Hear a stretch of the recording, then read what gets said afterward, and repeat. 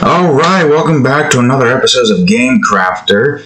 Something stupid happened last night. I'll tell you it all in a minute. But I went on ahead and did some basic cleanup. I moved the detection instance for the key object into here and whatnot. And we also cleaned up most of all of this with adding in this stuff and all that. You don't need to see all of it, just know that most of it is cleaned up now. So, yeah, if you enjoy the video, please leave a like, subscribe for more. And now let's get into this, shall we? So for some stupid reason, I can't get access to my D drive anymore, which is annoying because now I have 2 freaking Minecraft videos that are held hostage due to faulty fucking technology. So now I gotta hopefully try to get that stuff out or reconnect this fucking D drive to this thing. But it's fine, I have a temporary folder in place to be able to store all my recordings. I don't have it stored on the regular old C drive, primarily because of the fact that it's pretty expensive, getting this kind of stuff set up. Okay, so that needs to be 270. Pretty expensive, so you can't exactly just go on ahead and put all of that on there, which is kind of annoying, but what can you do? Okay, so right now we're trying to fully set up, I guess you would call it the respawn instance. And what we need for this is, oh wait, not Y, I think it's Z. Is it Z? It is Z. I don't know why it's not Y, but it's fine. What this is going to be is it's essentially going to fade in. So it's going to be like this in the beginning, but it'll fade in. So I'll rename this, alright, F2. Unless F2, okay, good. I'll call this Fade Transition. Oh, Transition. And I'll set up a script for it. I technically already have the script that I need for some things. Now, how do I want to do this? I guess I'll just leave the script out here for now and figure out where I want to put it later. Fade Transition. Okay. I need to get the player's fading script here set up. Or out, I mean, not set up. So, allow me to do that real quick. Alright, where are you? Death Fade, here we go. So I need to essentially just, have this thing set up. The Fade Out game object instance. So I'll just copy all of that, and I'll move this right into here. So as soon as the stage starts, fade out. Boom. Man, I'm annoyed about all of this nonsense that occurred. I can even show you the thing that's been happening. You see this? Okay, well you probably can't see it too well, but you see, oh, there you go. Move that over here. You see that question mark right there? The stupid computer doesn't know where the hell this thing is. And I can't click on it. It doesn't open up anything.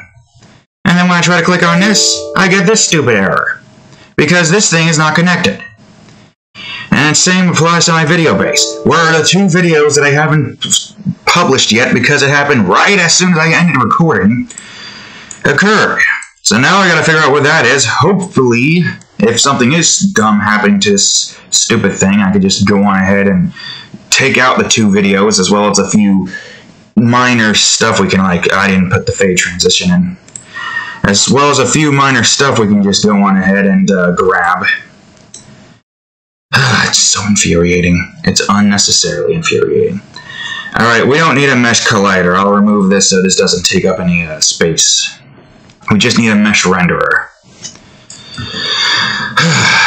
So long as I can get the 2 videos out, that's fine. Wait a minute. Why is that not doing the thing? This is fade transition, right? And it That is fade transition. And there's the mesh render. Unless I need that, but that doesn't make any sense if I need that. Oh, let's see if that's the case, because I did the test without it. Or with it. Well, it's not slowly fading out, so that's weird. Oh, wait, right, I'm a fool. I forgot about this tidbit. So an important thing when it comes to making stuff like that, I guess I'm going to have to duplicate this. Can I duplicate it? Not saying I can. It is not saying I can. Oh, wait, I can just press Control D. Why does it not have a duplicate? I have no clue. Ah, well, it's fine. Fade transition. Transition, yep. I will probably separate, yeah, I'm definitely going to separate these materials. It's the same thing as that, except it has a fade out instead of that. So now it should work. I forgot the fact that walls are just opaque. Still not working. Why is that? Did this not take... It's taking a fade transition. It has the fade. So why is it not working? It's supposed to be fade. Oh. I probably should not have that be called fade. Just because, player death. Well, the only other thing I can think of... Yes, delete it. It's pink now. The only other thing I can think of is somehow duplicating it and screwed it up. So I'll just do a fade transition. A new fade transition instead. It's a possibility, you know, that's a reason why that occurs. Wait, is that not all black? No, it's all black. Alright, go to fade. And now put it in. And now it should work. Right? Fade transition script. Where it goes on ahead and calls for this material here. Unless there's something different here that I'm not remembering that I did to the death fade, but the death fade should just be fading out. Right? Why is this not fading out? I don't get it. It's not fading out. Remove receive shadows. I don't know what that is. Literally, it's the same thing as this. Right? Right? Nothing should be different here. It's the same thing. It's fade. So why aren't you fading out? You have the script. The script is here. As soon as the scene starts, it should fade out. Unless I did something stupid here, and it's not that. Where is it? Enumerator fade out.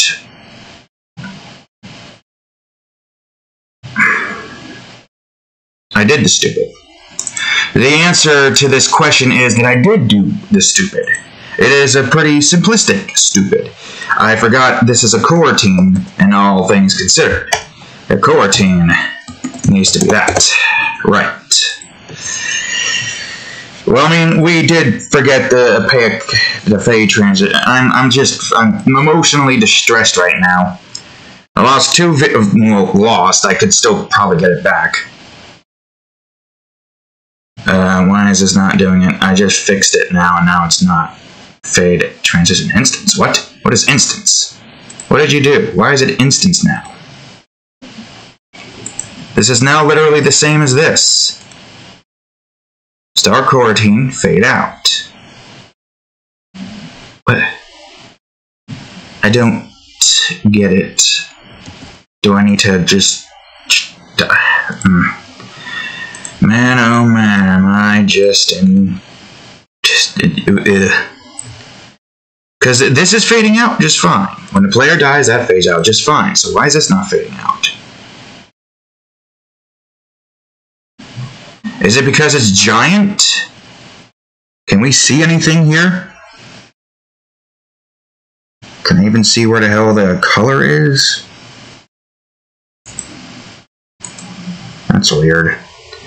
Hold on, let me mess with some numbers. Maybe Maybe it needs to be 1F because of how big it is. Maybe the size of the thing matters. Alright, we're gonna try it out. Maybe it's going very slowly. I can't see. I can't tell if it's going very slowly. This is strange. How about I move it to 5 then? Maybe 5 is the number we want, right, Cat? I could open up the other project and see how much that took. What the hell? Don't tell me we need the box collider. Is that the reason why that's not working? Because we don't have the mesh render collider thingy? I don't remember what that was. Mesh collider, physics. That can't be the reason. That wouldn't make any sense for it to be the reason.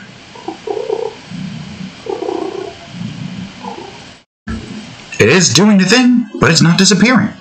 What? What am I doing wrong? Okay, I'm going to open up the other project folder. That's practice, right? Yeah. So while that does its thing, I'm going to try to figure out what the hell is wrong with this. I'm going to delete it for now. And I'm going to make another transition. Another plane. Fade transition. I don't understand why you're being such a prick right now. That is the wrong direction. What? Why is it...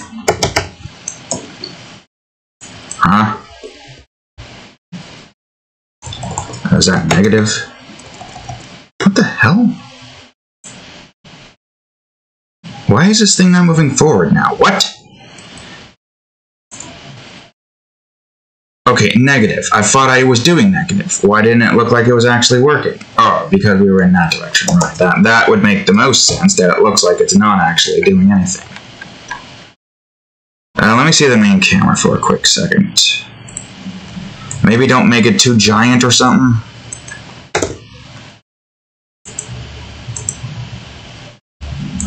Okay, let's try that. Let's put in this then, the fade transition. Now let's put in the fade transition script. And now as soon as we start this, it should disappear, right? Correct? Okay, now it disappeared. So something just bugged out with the other thing. Fucking Christ, man. I'm sick and tired of technology bugging out on me. It's fine. It's what we want. Not necessarily, no. 0.005. I'm telling you, this is bugging out again.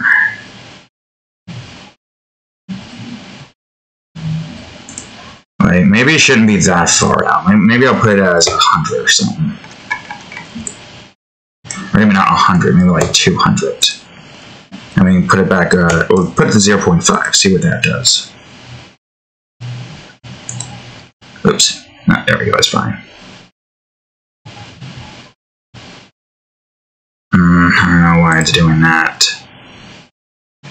Let me remove the script for a second and see if it... No, not reset. Remove. And see if it is pitch black.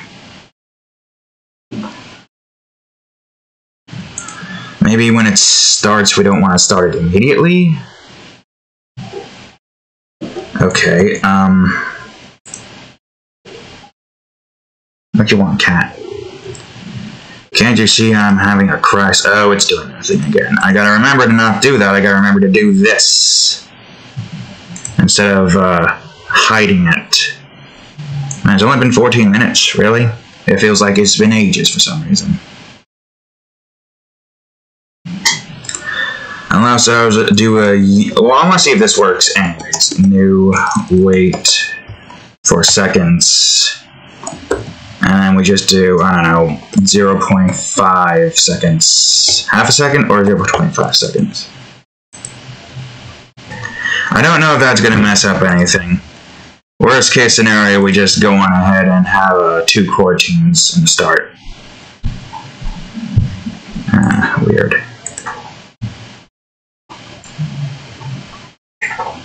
Unless the screen just looks like that.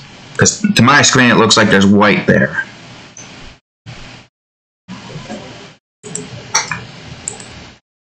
I think 1 should be fine for this. Okay, well I'm glad to say I can use 2 different types of those and then have it still work. That's great.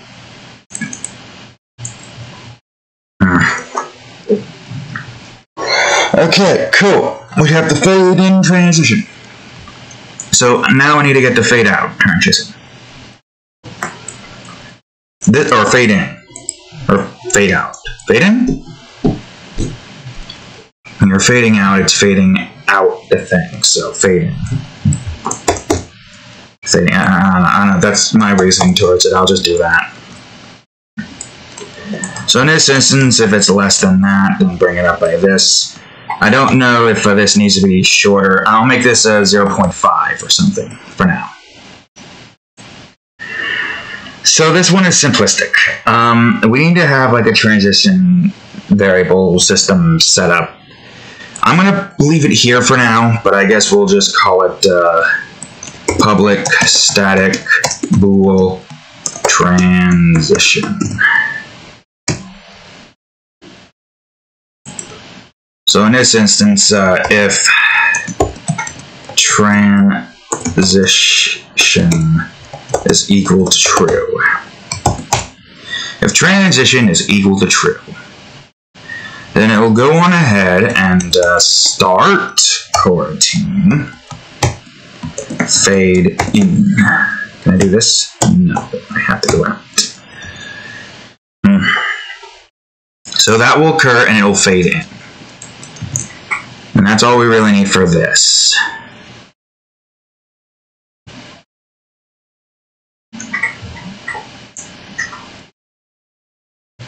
Well, then we need to have like a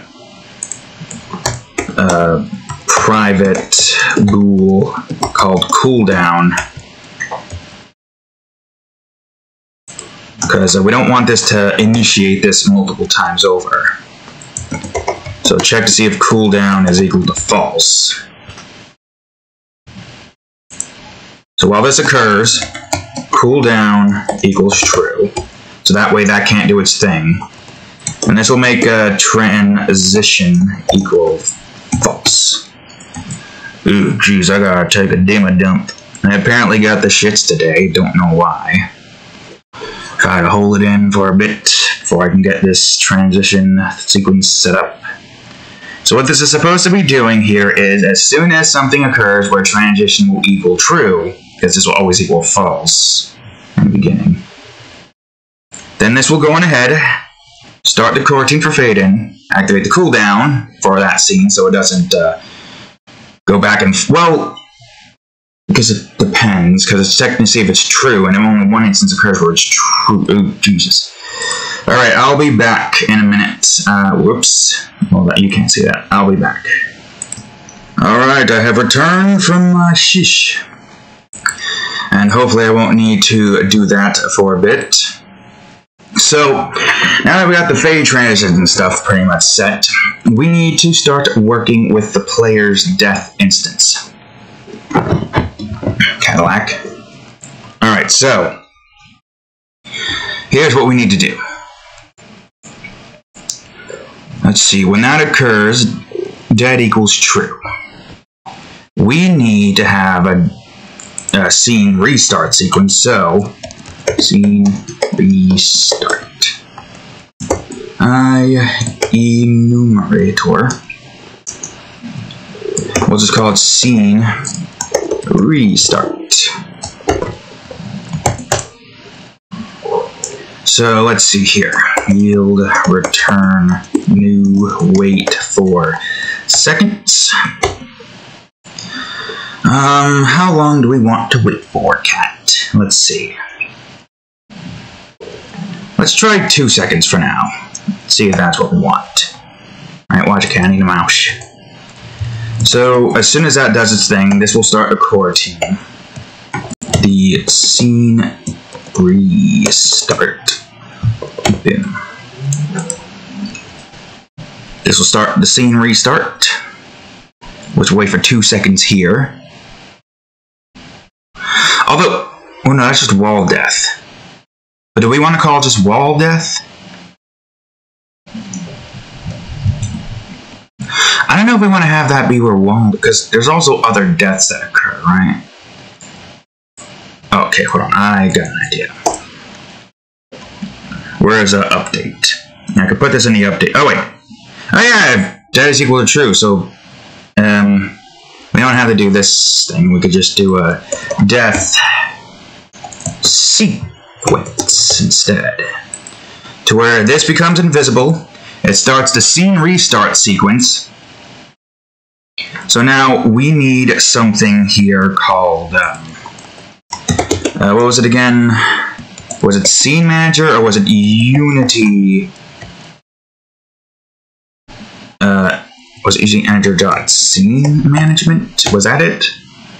I believe that was it. Unity Editor.Scene Management. Now, it's been a while since I've did the scene restart sequence thingy. But let me see if I can remember it from memory before I start looking it up on my old project. Load. I don't remember. Scene restart. I think that's what it was. Wait, no, that's just doing that right now. That's not what it is. Scene. Scene.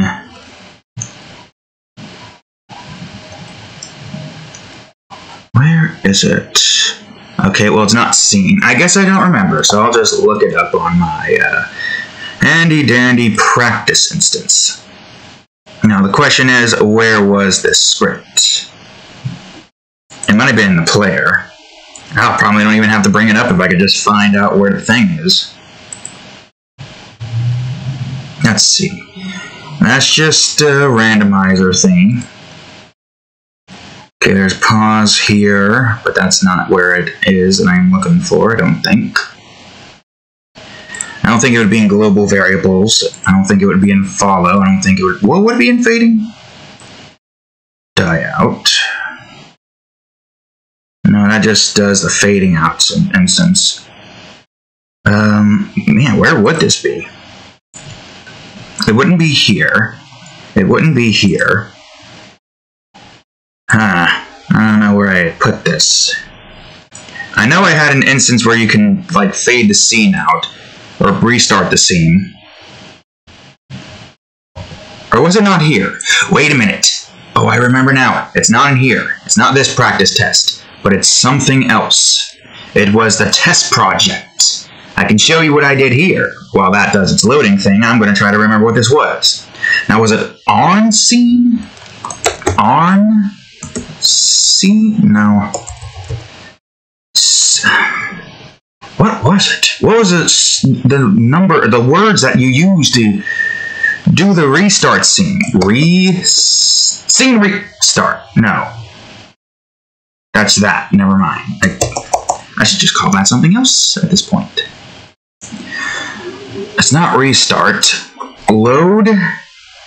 Can't be load. Unless I did the top part wrong, which is always an option. Although there is scene stuff here, so I just don't remember what the thing was. So now I just gotta try to remember what it was. I had this little system set up. Nothing too complicated here, really. You know, just, you know, movement tests and whatnot. You got this stuff that did that. You got the key collection model that we built in Unity. Nothing too simplistic. Or nothing too complex, I should say, not simplistic. But there was a system in place where that would restart. Although I don't know if it shows the display thing. Maybe it doesn't. But let me go to here. Unity engine.scene management. Okay, there was my first problem. It wasn't editor, it was engine. Right, engine. There. Now, without looking any further, let's see. Where is it? Ah, here it is.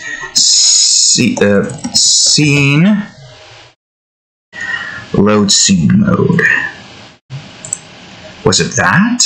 Load scene mode. This? Nope. I don't remember. Alright, what was it? Remind me. Alright, let's see. That's the super jump crap. Where is my super jump? Why'd you move the camera like that, cat? And that was just for the key. So what am I looking for? Where exactly was it I'm looking for here?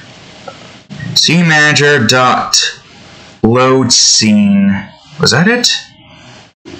Might have been. Let me open up this. I'm gonna open up that Microsoft Visual Studios right there. Remind me what this was.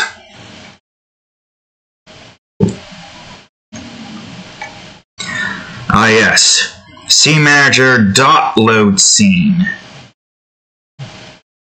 Okay, well, the person I was looking at made this the way it was. And it does work.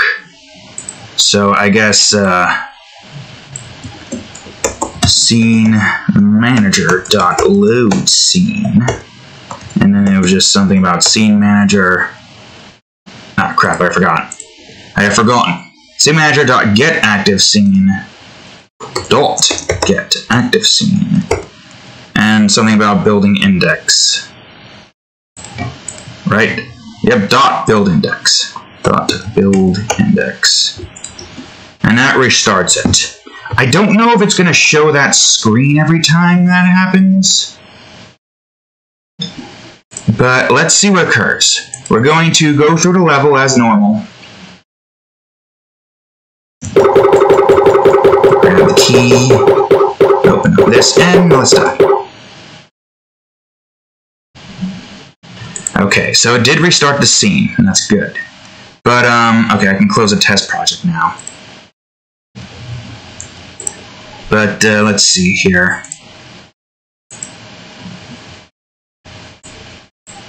One second. Fade transition dot transition equals true. And then yield return new wait 4 seconds. I guess half a second. We'll see what that does, how that does.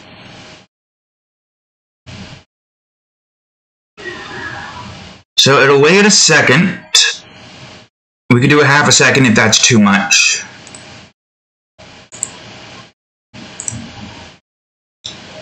That's saved, right? Well, we'll find out soon enough.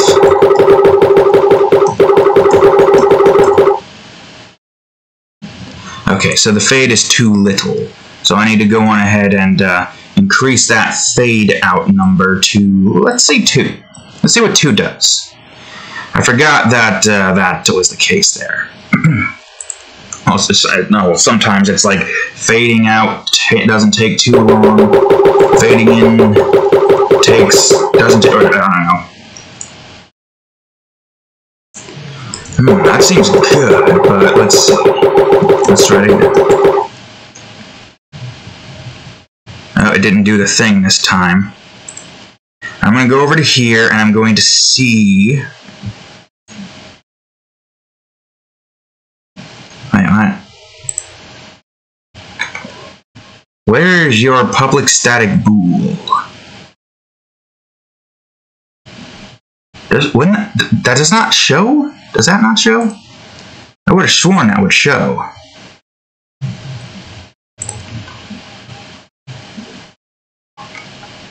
Transition equals false as soon as fading occurs.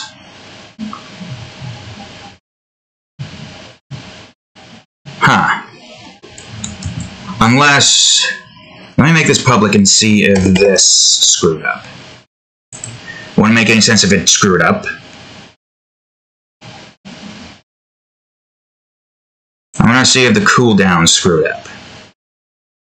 Because there's a possibility it's restarting the scene. Scroll to this. It is restarting the scene.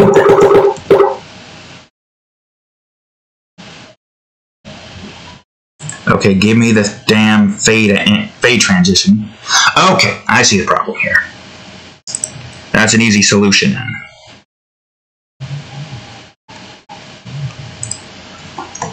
So, in other words, we just need to make this always be false.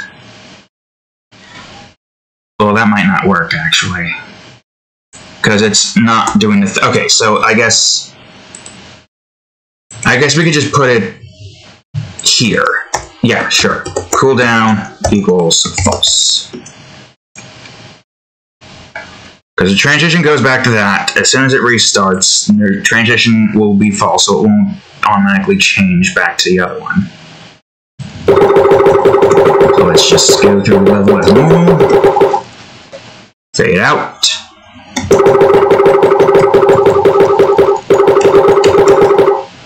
And nope, didn't fade out again. Why is it not fading out? Okay, let me try that again. Let's pay attention to fade transition. This is annoying.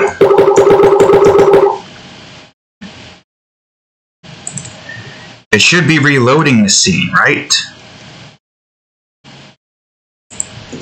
Because the player is still moving like normal. But cooldown is not. Cooldown is now back to true again. What the hell? Why is cooldown not going back to false?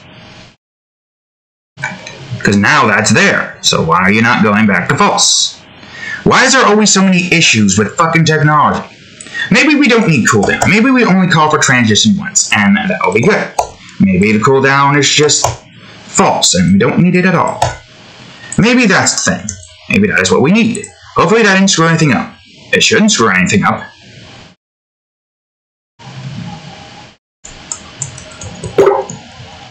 Well, I don't have the key now, so I gotta restart the scene.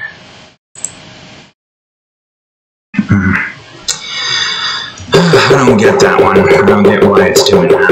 It makes no sense that it's doing that. Well, there's no cooldown now. Transition is there to do its thing. What? That went by way faster this time. Why did it do that? Okay, I got an idea. If transition, well, I don't necessarily need to do that, but I'm doing it anyways. Debug.log transition false. And I'll do that for the top one to see why the hell that's doing that. Or if it's doing that. Which doesn't make any sense for it to be doing that, but we're going to do this. So now the console. Okay, well, it would help if it's doing this thing. So transition is equal to false right now, right? It didn't go back to true. What? Why didn't it go back to true?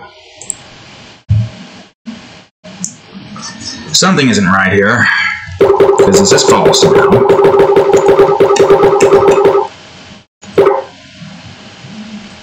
It did true once.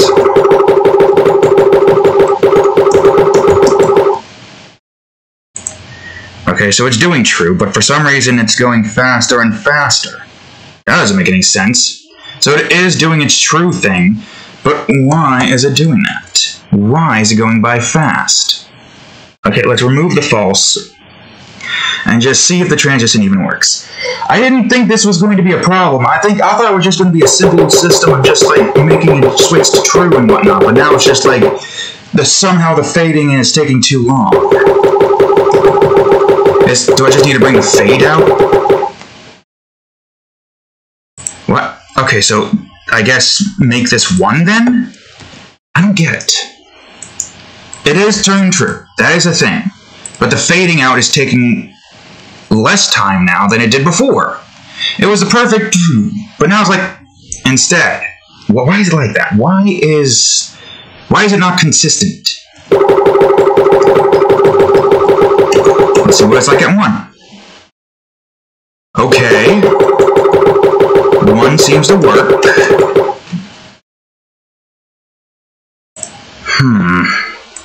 Because I did 0.5 before, and that was going at such a strange pace. Let me make this faster. And see if that does anything significant. I mean, it's worth a shot, right? Now that goes fast. And that goes slower. Alright, let's pay attention to the fading in and fading out speed and see if that's what we want.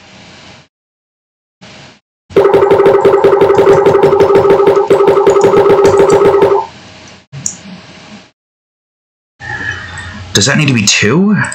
Because for some reason the fading in feels like it's taking long, or the fading out feels like it's taking longer. It's working now, at least. But the problem with the fading out timing is that it's not consistent for some reason.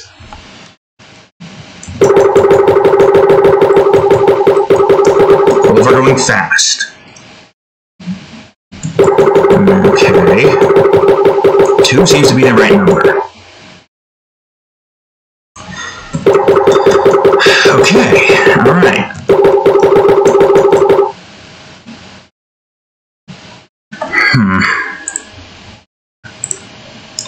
I guess that's just what it's going to be then. I mean, we do want it to go fast. Let me bring this to 3. And see if we can, like, mesh the transitions together. And the reason why we're doing all of this is for one particular reason. You'll see in a minute. Let's just see if the speed at which this thing transitions is good. Okay. So, good, great. Now let me just fade in past this so that I can continue working on this side. And now the transition is done. The transition is complete. I still don't understand why the hell the cooldown was set back to, or wasn't reset back to false when this occurred. I guess because Void Start doesn't necessarily do its thing. Which is going to be a problem if that is going to be a thing. Although, Key Start. I guess I can check. I guess I could do another test. I'm going to go over to the player, which will be in game scene. Which will be kind of stupid if this doesn't reset all of the things back to what it's supposed to be, right? And then it's supposed to reset back to what it's supposed to be, right? I can still move up. So it doesn't keep that as true. Although, I guess technically speaking, that constantly changes. Let me do a test with the... Actually, we can do a test with an enemy block. That's what we'll do. We'll do a test with an enemy block. We did what we could here. We did what we needed to do here. Now it's time for us to finally start getting another game object in, like almost 40 freaking minutes in. Which is fine, because I want to try to make this go by a little bit more, or make this go by longer. Unless, for some reason, this... wait, where do I want to go here? Where is it? Oh god, we're at my PC. It's not taking that much space so far, so I think we're good. I mean, videos aren't that big. Alright, well, anyways, we are going to be creating another material. The enemy material. Now, if I remember correctly, the enemy should be orange. 20. Well, it would be... Well, this would be 0, obviously. And if memory serves, it would be that. Orange. Completely orange. But let's check. Yep, 255, 128. Good. Great. Fantastic. So there's our enemy's swatch color instance thingy here. Good. Great. We got our enemy, or at least our baseline enemy. So I'm going to start with the vertical enemy. That's what we'll do. Enemy. Boom. And I'm going to build the enemy from here. Just so that, because for some reason that changes, so like that does that, so it automatically is placed there. So I will build this, well, hold on. I should move this enemy here for now. And now I will build this enemy up as I see fit. Awesome. Okay, so here's what we need. We need this enemy to be a hazard. I'm trying to figure out if this needs a tag. Well, if it needs a tag, I'll just give it a tag. Just as a precaution. You may never know if it's going to need a tag. So it's going to have a tag there. It needs to be a trigger since it's not actually colliding with anything. And I do believe you need to have a rigid body. Right? You need a rigid body, right? I mean, that's what the key has, right? The key has a rigid body? Yeah. Just need to double check to make sure I wasn't doing stupid. I wonder why that's not changing to orange here. Unless... Okay, hold on. What if I delete this for now? Delete and unpack. I'll bring us back to 0 and 0. We got hazard and we got enemy. We got the basic stuff, the rigid bodies. Freeze, rotation, and position. Okay, now I put it in and it's not orange. I do not understand why it's not orange. Whatever, it's fine.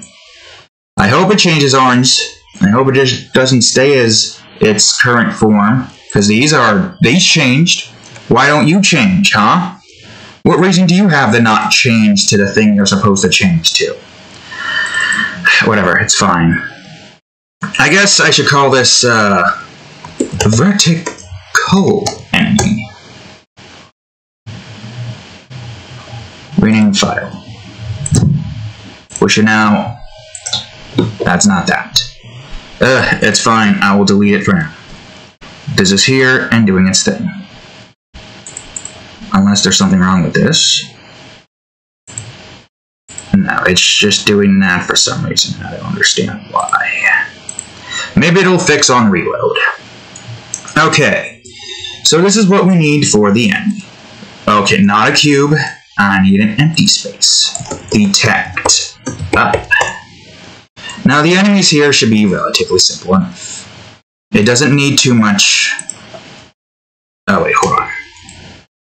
If I'm going to be doing that, I need to have it be set in a very particular scale. Now first things first, I need a box collider. 3.5. 3.5. And 3.5. I don't think it needs anything else in this department. I think it just needs a box collider and the rigid component. Which is physics again. The rigid body. And just freeze these, because these do not need... Oh wait, I need to also get rid of gravity. Although it'll be easier to just make gravity 0, because there's no reason we have gravity. Where would that be? Project setting? Yeah, gravity is 0. There. Good. We do not need it to be anything more, just in case something stupid occurs. Ah, there it goes. It's now that. I don't know why I decided to change that now, but it's fine. Alright, so I've got a box collider, our trigger, and whatnot. Let's make that default so that doesn't screw anything up. Untagged, detect. And I think if I go back over here, also let me put the enemy in the game scene. And we got the vertical enemy instance here. And I think it should be just as simple as, yeah, rigid body, box collider. Well, that's not on trigger. Well, actually, yeah, that doesn't need to be a trigger. What am I saying? This doesn't need to be a trigger. This just needs to detect things. Because if that's a trigger, then that's going to trigger certain things. Wait a minute.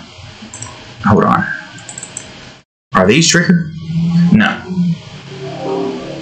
Oh, I guess because it was looking for a layer and it was colliding into the layer. Right, okay, never mind. Never mind, don't worry. Oh wait, should I call them? No, I'll probably have the enemies in their own folder so they're a little bit more easier to, like, you know, detect and whatnot. Alright, I'll rename this to detect down now and move this down here. And that right now is all we need for the enemies instance. So now we need to create a new folder, enemy script.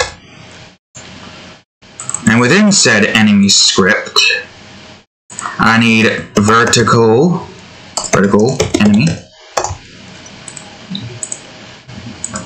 horizontal enemy, clockwise enemy, And last but not least, counterclockwise enemy. I really wish these names would be bigger, but it's fine. Kind of glad that I had this outside the D drive, because now I can still work on it. Still pretty fucking pissed that that occurred, but whatever. What the hell can I do? Vertical enemy. And now we need, to make this less intrusive, the enemy detect up.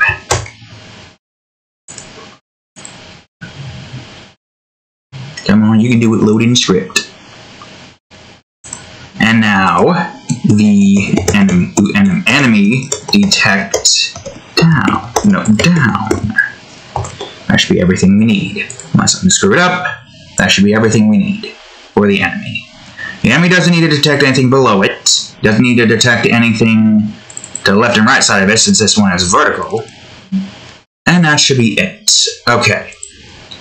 So this one is pretty simple. So first things first. We need to have an IE numerator. How the hell did I forget how to do a numerator? IE numerator movement. Alright.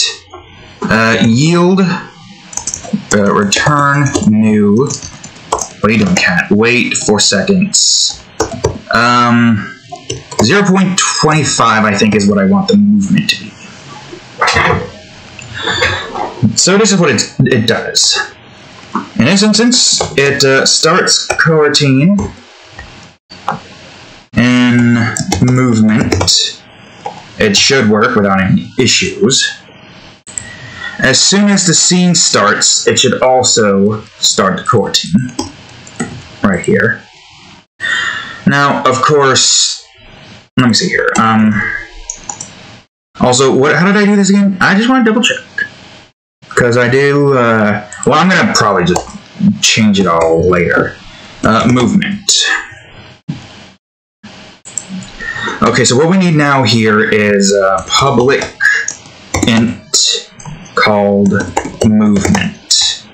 That'll determine whether or not the enemy moves in like a certain direction. It will default to 0, but we can change this in the scene if we want enemies to be in a very specific position.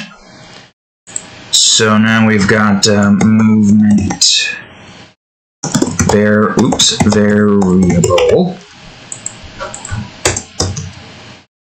I think I had a space here. Yeah. And then we have detection variable.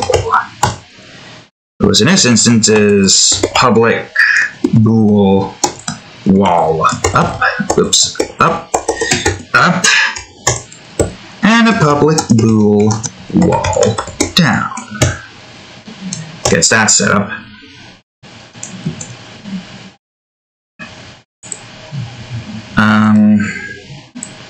Start movement.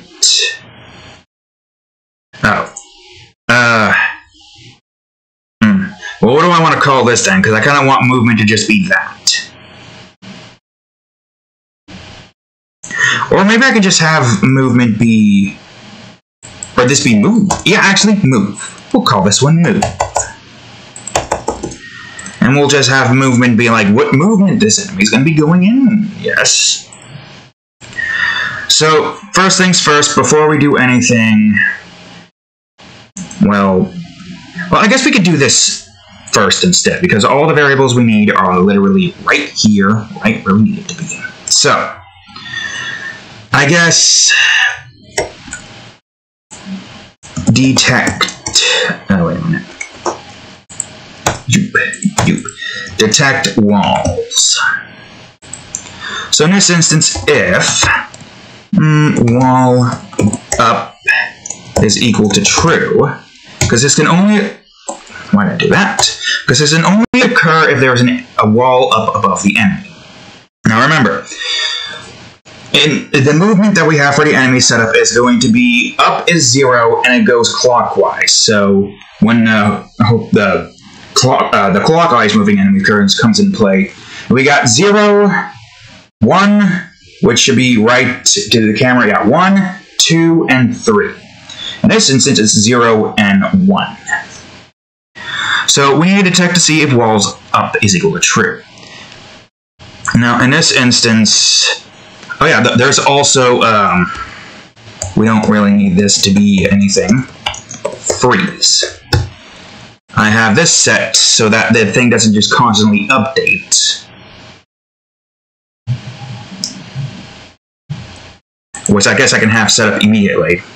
If wall up is equal to true, and if wall down is equal to true, then freeze, not up down, you fucking idiot, equals true. Else freeze equals false.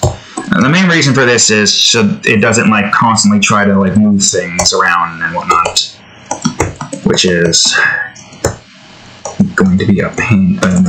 It freezes equal to false, which I guess now I should probably cut that out so that I can just do this and then just have that here. Have that all be in one department. Trapped.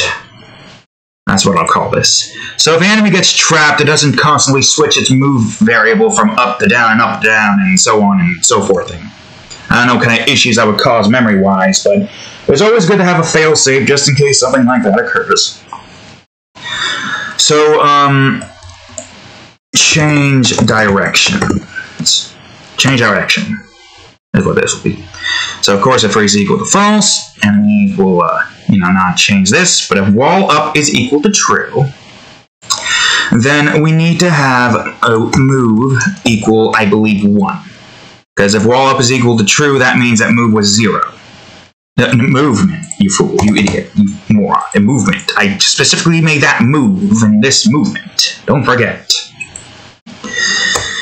Now, whereas in this department, if wall down is equal to true instead, then movement will equal 0. So now the enemy will move up. So that's the movement part done with. Also, I don't know why I'm trying to clean it up now. I'll clean it up after I'm done here. Alright, so here's where this comes into play. If movement is equal to 0 and wall up is equal to false, because this is having the enemy move up. So if movement is equal to 0 and wall up is equal to false, so if it's equal to true, it won't move. Then I think it was transform dot translate, which I think is this. Boom. And this will constantly do its thing. The enemy will move, and then it will constantly do its thing. Assuming that's the right direction, I think up is 1, right? Yeah, up is indeed 1. Good, great, fantastic. And now if it's 1, i.e. down, and wall down is equal to false, then it'll move down. During this instance, poke. Once the scene starts, it'll start the move coroutine, which will then wait for 0.25 seconds. Then it will restart it again, and it'll keep on doing its thing. Then the system will check to see if move, this right here, is equal to 0, and if the wall above it is equal to false. If the wall is equal to false, it'll move up. If there's a wall there, however, then movement will be then equal to 1, which will then have this move the enemy down instead. So, that's that part. Now, we need to get the script grab. So, we already have everything we need here. We don't need to do anything special here. So, we need the parent script grab. So I will call this enemy variable instead. Or I probably should call it vertical enemy variable. Even though, whoops, technically the name doesn't matter too much. Yeah, this one we can just call enemy. So I'll call you enemy. You enemy. And you need to be, Actually, why would I need that? Because this is just calling upon the field. This is calling upon the field out of which we're grabbing the enemy from. Wait. Well, now I'm confused. What did I do for this again? God. No wait. This does have to be vertical enemy, because we don't have a script by the name of that. Remember, that's the class we're trying to grab, i.e. the script. I wish I would just call it a script instead of a class, but whatevs. So nothing here should change. All this is doing is grabbing the game object, out of which is going to be the vertical enemy, once I put that in there. Then it grabs the class vertical enemy. We just call that one enemy, so we don't have to keep referring to it as, you know, vertical enemy and whatnot. Yeah, okay. So now that that's set, we don't need void, or update, I mean. We do need this. Okay, so this part's easy. I don't even have to, like, have any of that set. Wall detection. Alright, no, not if, you fucking idiot. On trigger enter. I don't need private. Now this one is very simple. If other.gameObject.layer is equal to 7, i.e. any solid objects with wall, because we got the crates, the lock, the walls, and there's a few other wall objects that the enemies can't pass through. No matter what, anything solid, the enemy cannot pass through it. They can pass over lava and drops and water and whatnot, because these enemies are pretty freaking versatile. And the only way you can kill them is via the crates, which is pretty hilarious. Which is something I also have to get set up for the enemies, but that's easy enough. So during this instance, enemy dot wall up. This is up, right? Yeah. Equals true. Now we have a void on trigger exit. Just copy this. Hold on, what did I call that one again? Enter detection and exit detection. Right. I'll just follow suit with my exit detection. And then we just change it to false. Easy. Is this already cleaned up nicely? We don't really need anything here because it's just detecting. Well, I guess for shits and giggles, I'll just call it wall detection. We're still doing good in recording. Almost an hour in, and we haven't even gotten all of the stuff that I wanted to get done with. Okay, alright, so there's that. I will now go on ahead and just do the same thing here. Grab the vertical enemy. So in this instance, you will be walled down. There. I believe everything's in order. Right. Yep. Okay. Under detection, parent script grab. Got it. So now I need to go on ahead and apply these instances. So let me go on ahead and grab the vertical enemy script and move it over here. So now that this has this. Movement will be defaulted to that. This should be up since U, and this should be down. Good. Alright, now I gotta put this in here, and this in here. And now that's basically all that we need from the vertical enemy. I'm not going to set up this crate yet. Whoops. I'm just going to see if the enemy is going to move properly. If everything is as it should be, this should work. Ooh, but the enemies move. Hold on a second. Because there is a there is a cooldown instance. So when the scene starts, we need to have a okay, so start core team.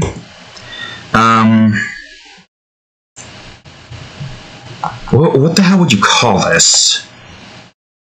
Hold on. Startup. Yeah. I think that's what we're going to do. Because we don't want the enemies to move immediately. Because if they do that, then it's going to cause some problems. Start up. I.e. enumerate. Oh, I really wish you would just go to there. Start up. Yield. Return. New. Wait 4 seconds. And I also really wish you would go to there. I don't know. How about half a second? And then you go on ahead and start the core team move. Yield. Return. New. Wait for seconds. 0.5. Now I know how those people go so fast in the frickin' typing up of the things in the tutorial. Because they know exactly what it is that they're trying to get. That's what I strive to have. Alright, so it's going to start up. So it shouldn't, the enemy shouldn't move immediately. Jeez. Oh. I don't know what the hell happened there. Okay, let me see. Go to that's right. You need to be a trigger. Does the player also need to be a trigger? Let me check. Is the player trigger? Wait, the player is trigger. Why did that happen? Strange. Well, the vertical enemy is now trigger. So now that shouldn't occur. Although I guess I technically should make the enemy's box size this regardless, just as a precaution. Actually, yeah, that would have killed the player outright if the freaking...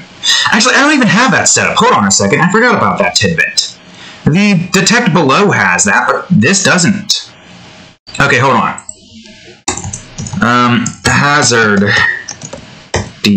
Oh, I'm an idiot. That is not capitalized. Right. It makes sense that that's not capitalized. No, that one's capitalized.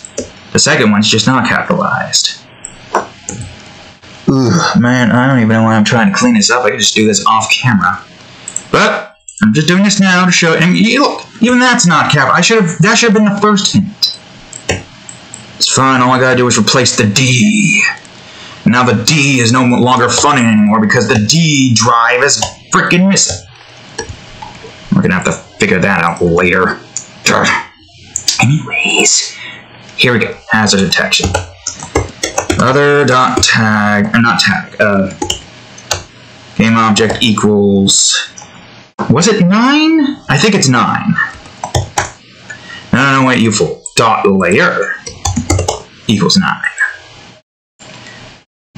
So in this part, we only really need you to be starting a core team, which I don't think we have yet. Which is just wall depth. I should change wall depth to something else.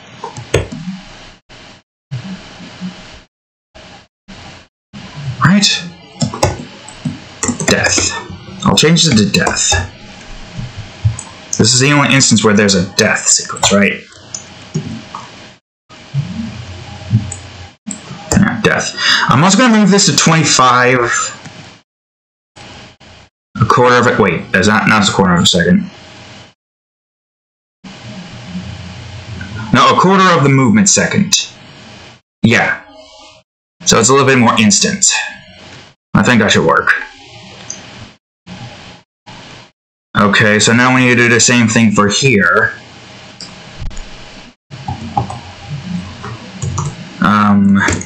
hazard detection. Same thing, others.gameObject.layer. Assuming it's 9. I mean, I guess I could probably check. And just stop coroutine death. Ooh, death. On the off chance the player somehow gets out of the death sequence, which is unlikely. But if there's something here that I need to have detect to see if the thing's gone, then that's what we need. I think that's the... Oh, wait, no. There's also this.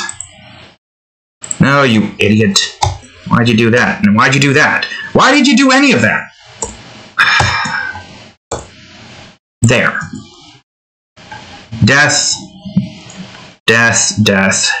Good. Honestly, part of me thinks it makes no sense to just... to not have this... I mean, the scene yeah, like, why would I...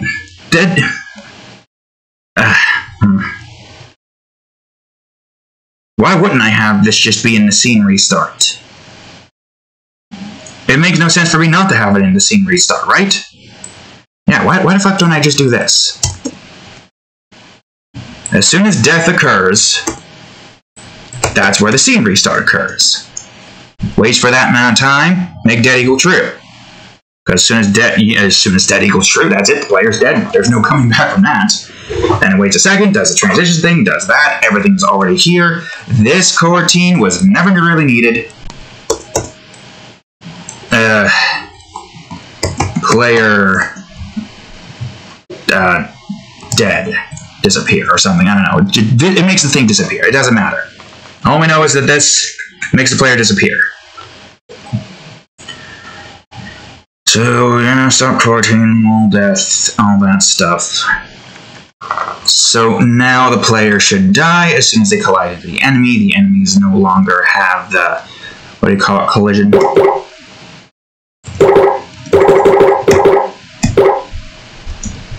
the player didn't die. Why is that? Oh god, where the hell am I? The player is inside of that. Okay, let me see here for a second why that's not doing its thing. Oh wait, I'm trying to use Photoshop rules, but that's not it. What is hazard? Okay, hazard is 8. Alright, that's the problem. It's not 9, it's 8. I wonder if I could just go by name instead of by number. I probably could. It's fine. So now the death sequence should occur.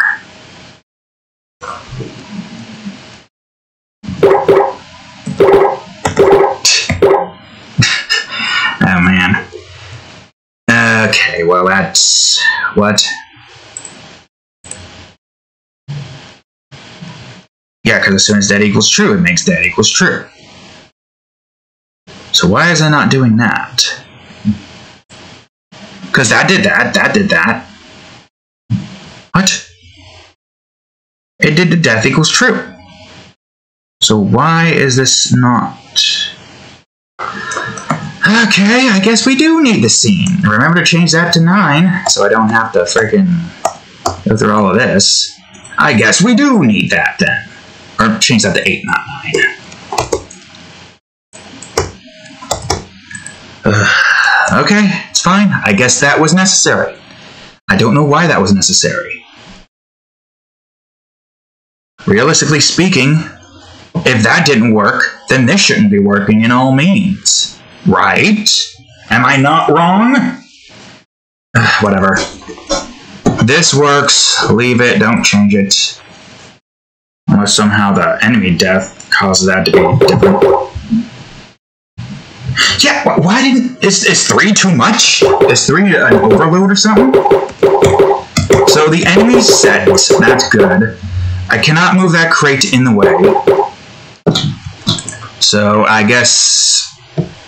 now all we gotta do is make another type of enemy. Well, this one is actually pretty easy. I guess what I can do is duplicate... Can I duplicate? Well, no, don't duplicate. I forgot. The whole duplicate instance screws things up. Can I make a cube here? Oh, wait, what am I doing? I could just... Well... man, I kind of don't want to, because then something is going to screw up somehow. Don't ask me how I feel like something's going to screw up. It's just my luck that something would screw up.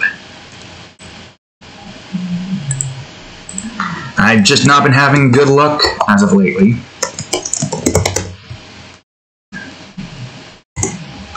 Okay, there's our horizontal enemy. Tag them as enemy, tag them as hazard.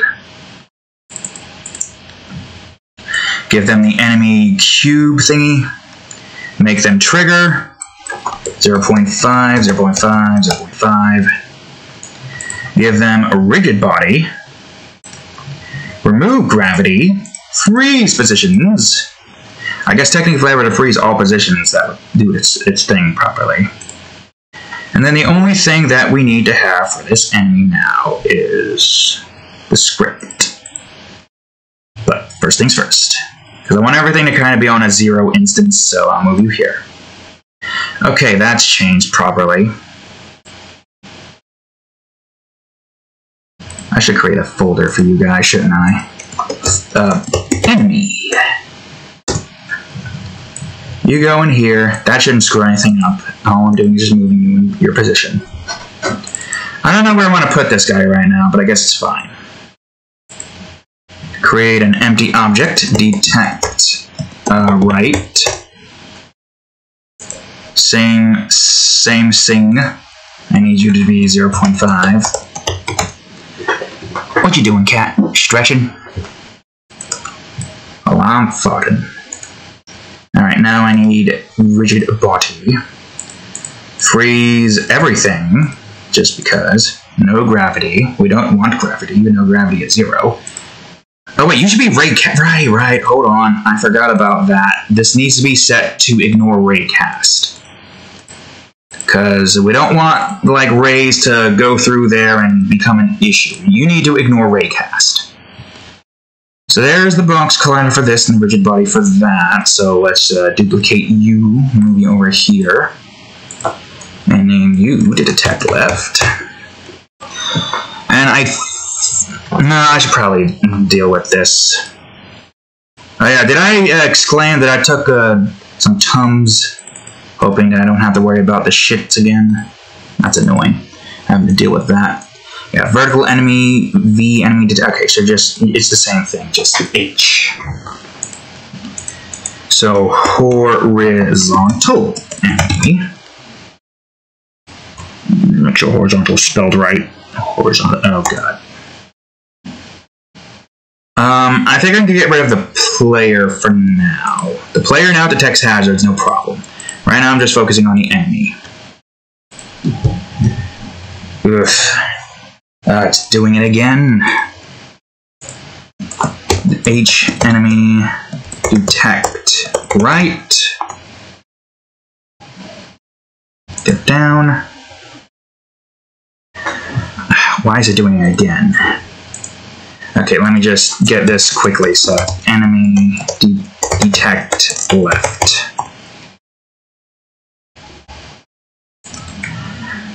Detect left, detect up, and let me open all of these up now in the same order.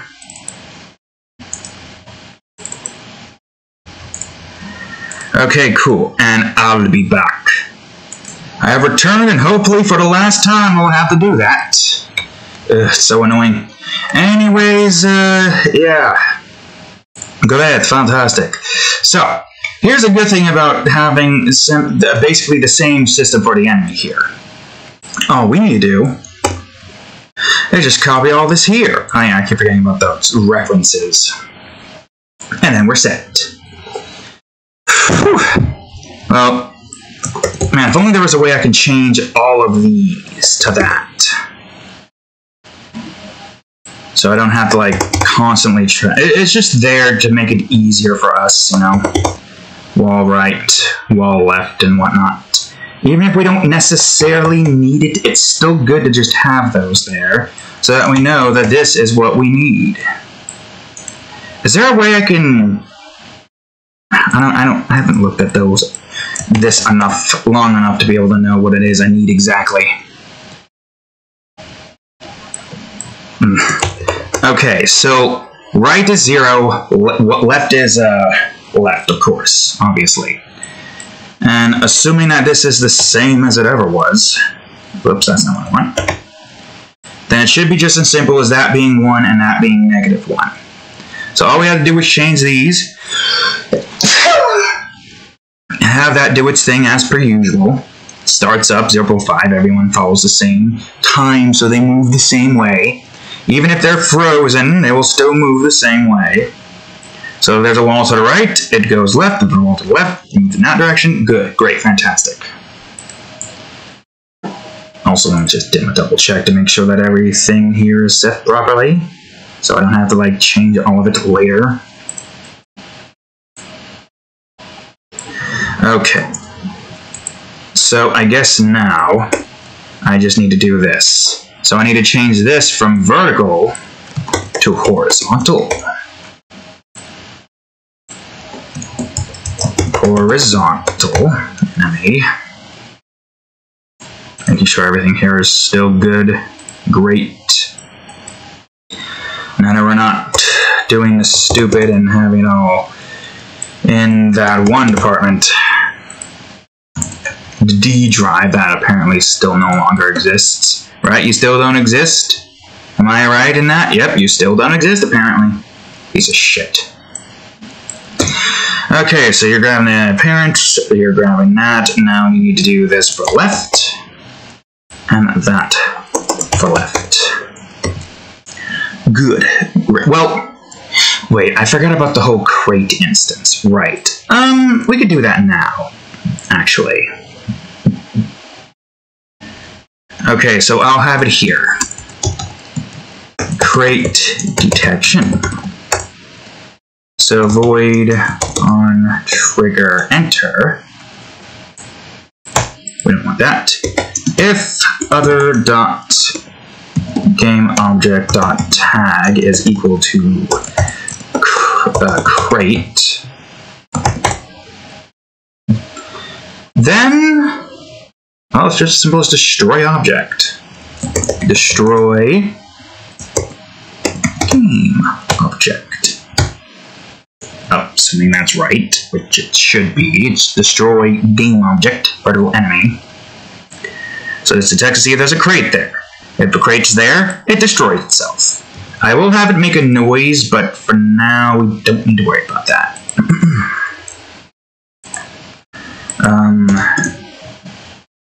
Okay, I guess you need to go down one more, and good. Assuming that that is what we need for this, which it should be. Okay, let me go to the player real quick, like the player script. And, oh wait, no, the crate script, that's what I need. Destroy game object, yeah, that's what we need. That's all we need for that. So the enemy will detect to see if there's a tag by the name of crate, which that seems to be working just fine. It makes no sense for it to not work just fine, since this is what the player has in its department, right? Correct. Yes, of course. Wherever the hell that... into detections. Oh, other dot tag. I guess, yeah, it's simple. Other dot tag. I don't know if that does anything massive. It's just looking for the crate tag, which I believe is what we need. Is all we need. So now that that is set, let's go on ahead and apply the scripts to their respective area. R is just like up on the right side above left, and left's over here. Now put the enemy into the script, and put this enemy into the script right here, like so. And now that should be everything we need for the vertical enemy.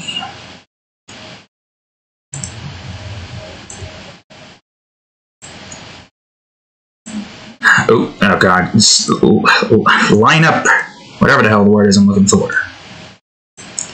So we'll detect the destruction thing here by having an enemy here. And I will also just test this one out and have this one be 1. And see if they will move in the direction they need to move in. Assuming I did everything right, and assuming I didn't miss anything, they should be going left and right. Yeah, there it is. Look at that. And that's why that's public. Because if there's going to be enemies in the area, you need to be able to get to the thing that they're in. Alright, now here comes the interesting part. How am I going to do this without dying? This is interesting. You really gotta go for it. Enemy is now dead. Which is kind of hilarious when you think about it. And enemy dead again. And oh wait, that's not work. That's not how crates work. I gotta move it here. Boom! We did it. Now there is one more test that I want to perform. Dead.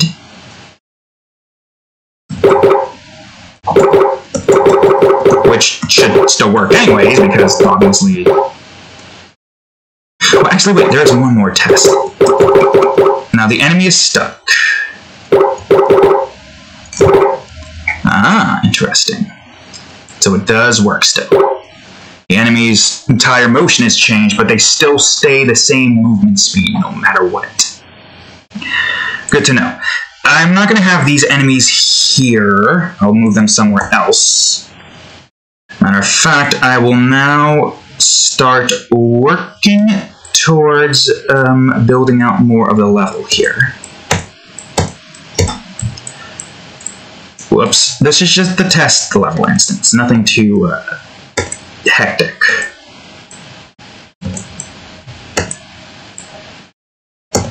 So we need clockwise here.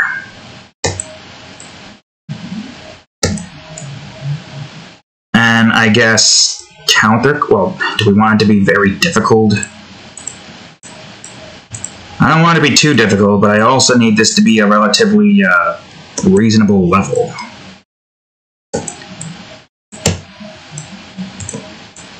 Now, there is something that I have planned for that department over there.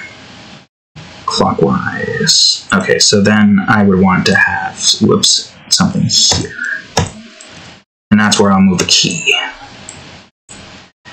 So there's going to be an object here that we're going to make soon enough.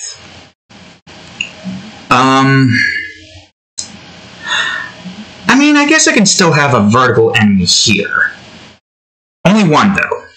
Let me go to my gameplay objects and go to enemy and put them in the scene. I'll leave you here.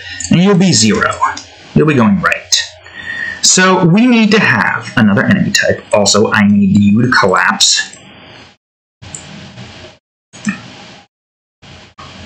So, same thing. Clockwise enemy. Same thing as before. Enemy tag. Unlikely that we need it, but we have it just in case. Age trigger. 0.5, 0.5, 0.5.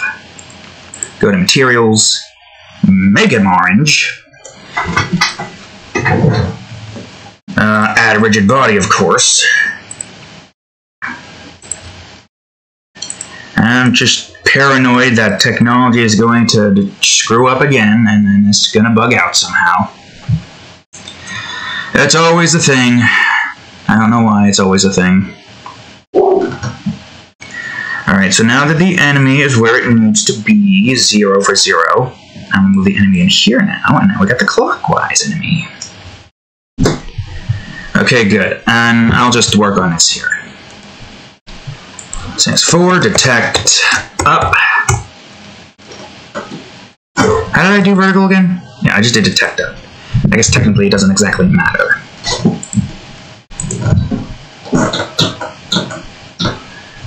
Physics, box collider, 0.5 of course. Oh, can I just do this? Yeah. Also, let me just make sure that these are also 0.5. Okay, good, they are. Okay, back to here. You're detected. Oh god, where am I?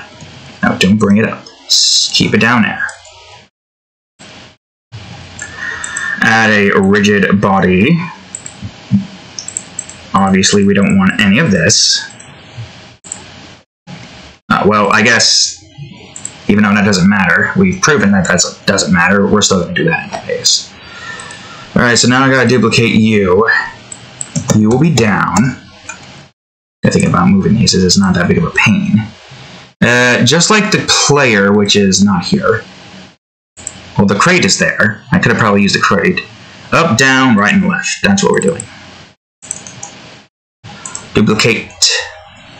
Up, down, right, and left.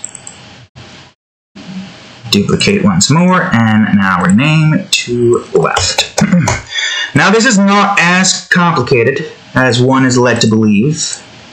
I just double check. Okay, so now we use a script called clockwise enemy. There we go. I guess I'll call it C enemy, and then CC enemy for counterclockwise.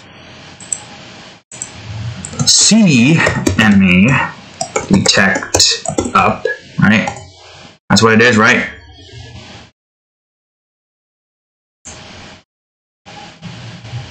H enemy, yeah, H. C enemy detect up. Okay, good. Let me not rename, but no. Copy that so I don't have to keep typing that in. And detect down. I really wish this wasn't like this. C enemy detect down. Another script. C enemy detect right. We're gonna have to do this at least the clockwise one is easy, because once we got this one set up, it shouldn't be too much of a problem. And last but not least, C enemy detect left. Okay, good. Now that all of that is set, I need to open up everything. So here's clockwise.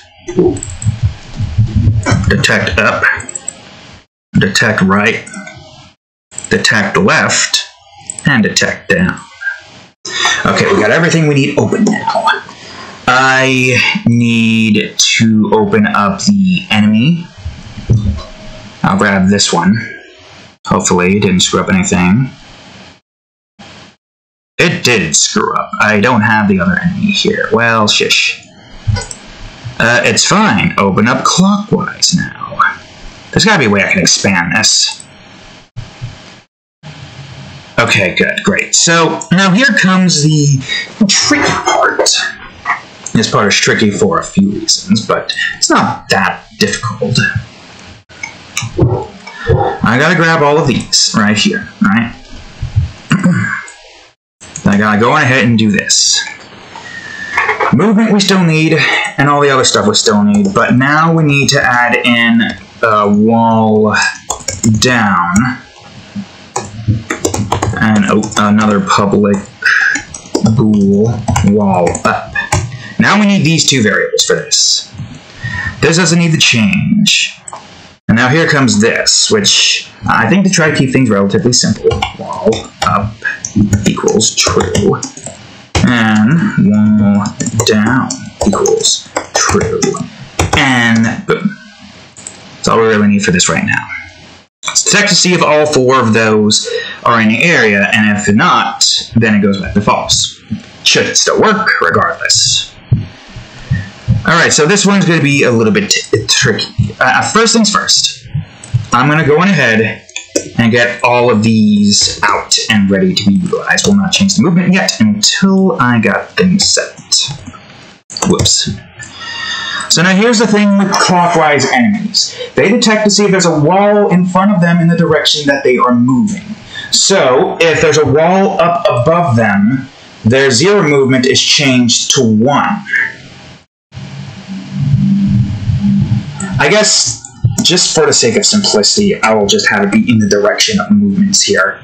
So if there's a wall to the right of them, the direction is move to 2. If there's a wall to below them, down below them, direction is 3. And if there's a wall to the left of them, it goes back up to 0, and now it's back up to moving upwards. The idea with this is that as soon as they hit like an intersection, like this, because this is the reason why this is an update, as you can see here, is as soon as an enemy comes across a part with a wall, This will detect to see if there is a wall here. So it'll be moving to 3. Oh, wait a minute. I almost forgot the most vitally important information. Good thing I did the example thing, because otherwise this wouldn't be doing so good. Things were about to get gruesome, which is not what we want. So if movement is equal to 0, i.e. them moving up, because if this is here and they're moving right and up is, or down is there, then they move left, but we don't want that. So if movement is equal to 0, it will have that change to 1, and once they hit the wall. Same thing with this, if it's equal to 1, if it's equal to 2, and if it's equal to 3. So that has to be that for it to cycle through. So that we don't have instances where if movement is 1 right now, and it detects down, it won't like go left. And if there's like an up there, yeah, that's what we need. I almost forgot about that. Thank God I remember. Thank the cats I remember. But that's set. This is set. Now we just need to have, well, basically just the same thing. Same thing as like the player. And we'll just have this move in the direction that it's moving in. So here's our basic movement instances.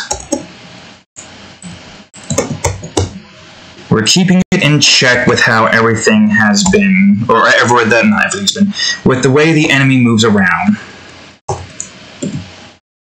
Now you need to be 3, you need to be negative, you need to be left, right? So movement is equal to 0 and there's no wall to above it, it goes up. Movement is equal to 1 and there's no wall to right, it goes right. Down, it goes down, on left, it goes left. Assuming that's everything that it's supposed to be. That should be the enemy's movement instance set and done with.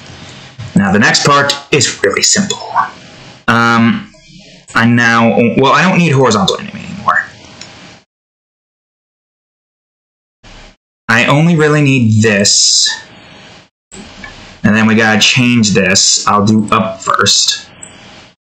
Or should I do left first? Because we already got left there. Might as well make this easier on us. Alright, now we gotta change this to clockwise enemy. It still will have the enemy there, so it's less of a pain to have all that stuff set.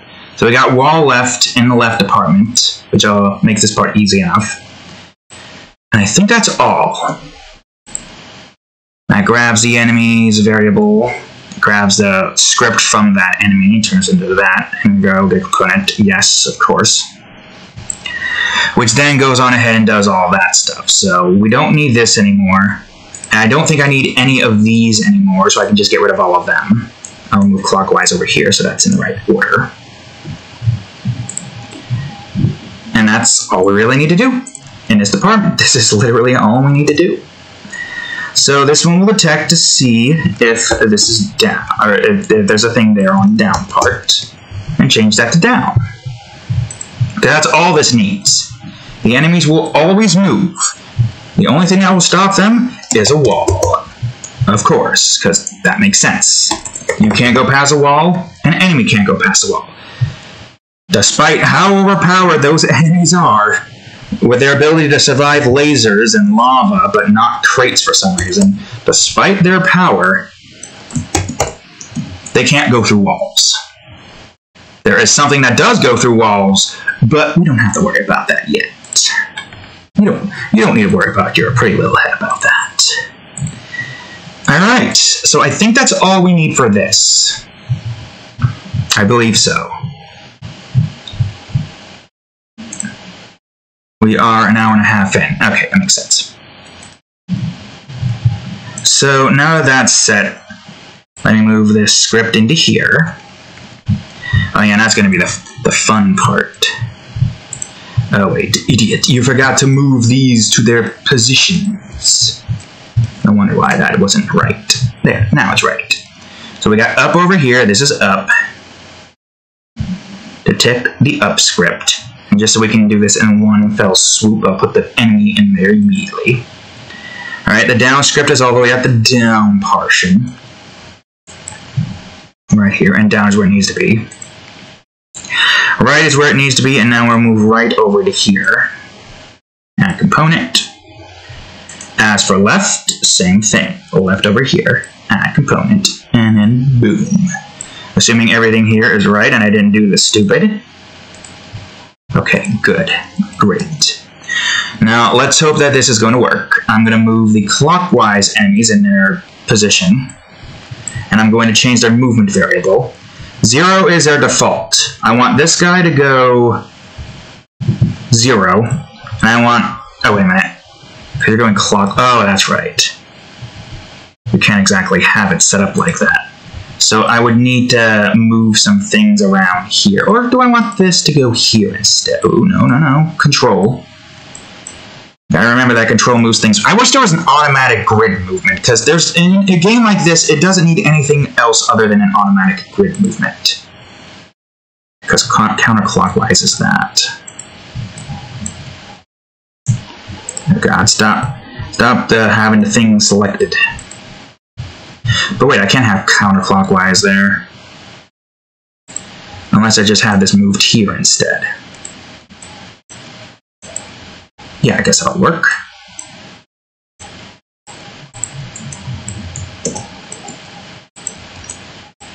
Just remember how this is supposed to be. Oops. Did I do the stupid? Well, just in case I did the stupid, I'm going to just do that. I think I did the stupid. I'm not paying attention enough to notice. Okay, so the enemy should be moving up, right? This should be 0, yeah. And this, I guess technically speaking, will automatically change. Actually, hold on. This should be 3. So now the enemy moves that direction instead. And despite the fact that the enemy will move in that direction regardless, I will still change this to 1 just because. So 1, 3. Remember that. 0, right, 0, 1, 2, and 3.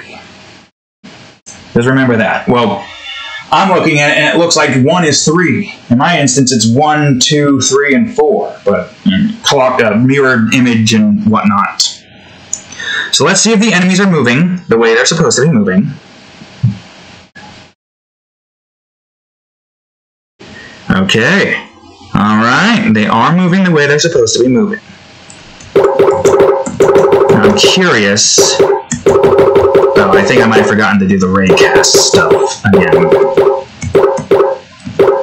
Is that what I wanted? Well, I have to technically do this anyways. Oh, wait, no. Oh, wait, no, I do have to do that.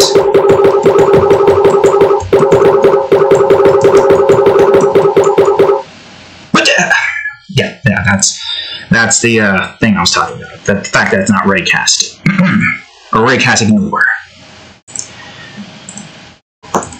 Raycast ignore, because I don't want these to prevent the shifter from doing its thing when it's time to do its thing. Okay, good. Now it's fixed. Well, I don't need to go through all of that. Now let's get the clockwise enemies set up.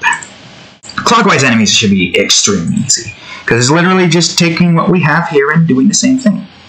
Or counterclockwise, I should say. Again, still doing this because I do not trust this system to not screw me over. I know. Shouldn't have to worry about it, but I've been burned before. I don't like it. I don't like how everything is just never going my way. Something always has to screw up.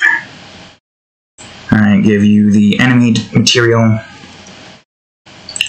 Give you the rigid body.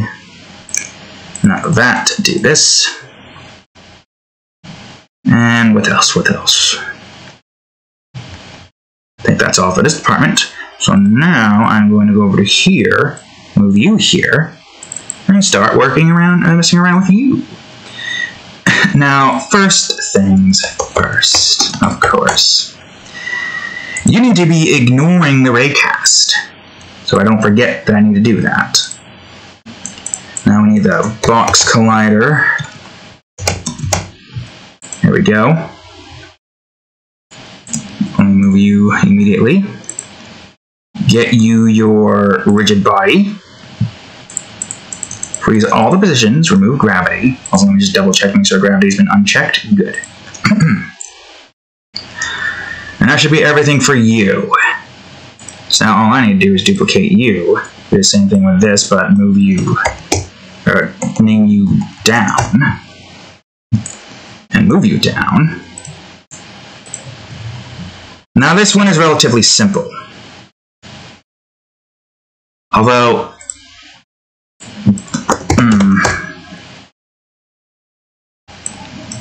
because I don't need to have another script for this.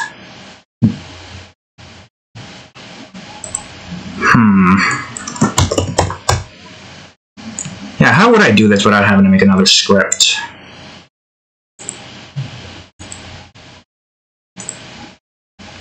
Well, counterclockwise enemy. Counterclockwise enemy. Should be just as simple as that. I guess what I can do first and foremost is just get this one set up immediately. So all I need to do for this is grab all of this, like so. I think movement will still be the same as it needs to be. But the only difference with this one is it will go backwards. So it goes up, it'll make this 3 instead. So now we gotta work backwards. This is still true. This is still the same as it needs to be. It doesn't need to change anything. So once it detects a wall to the left, it'll make it go down now.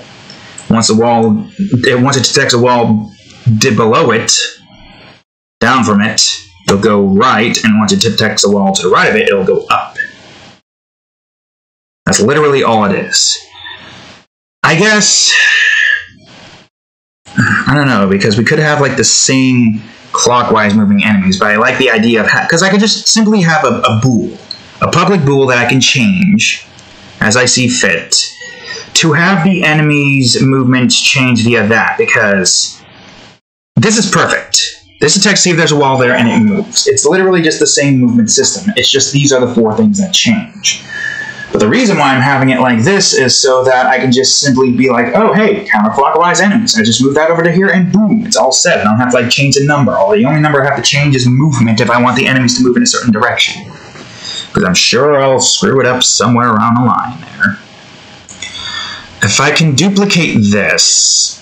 Well, no, I duplicated a script before and apparently that didn't work. Or something screwed up. Something else screwed up. I don't know. Maybe duplicating is fine. I'm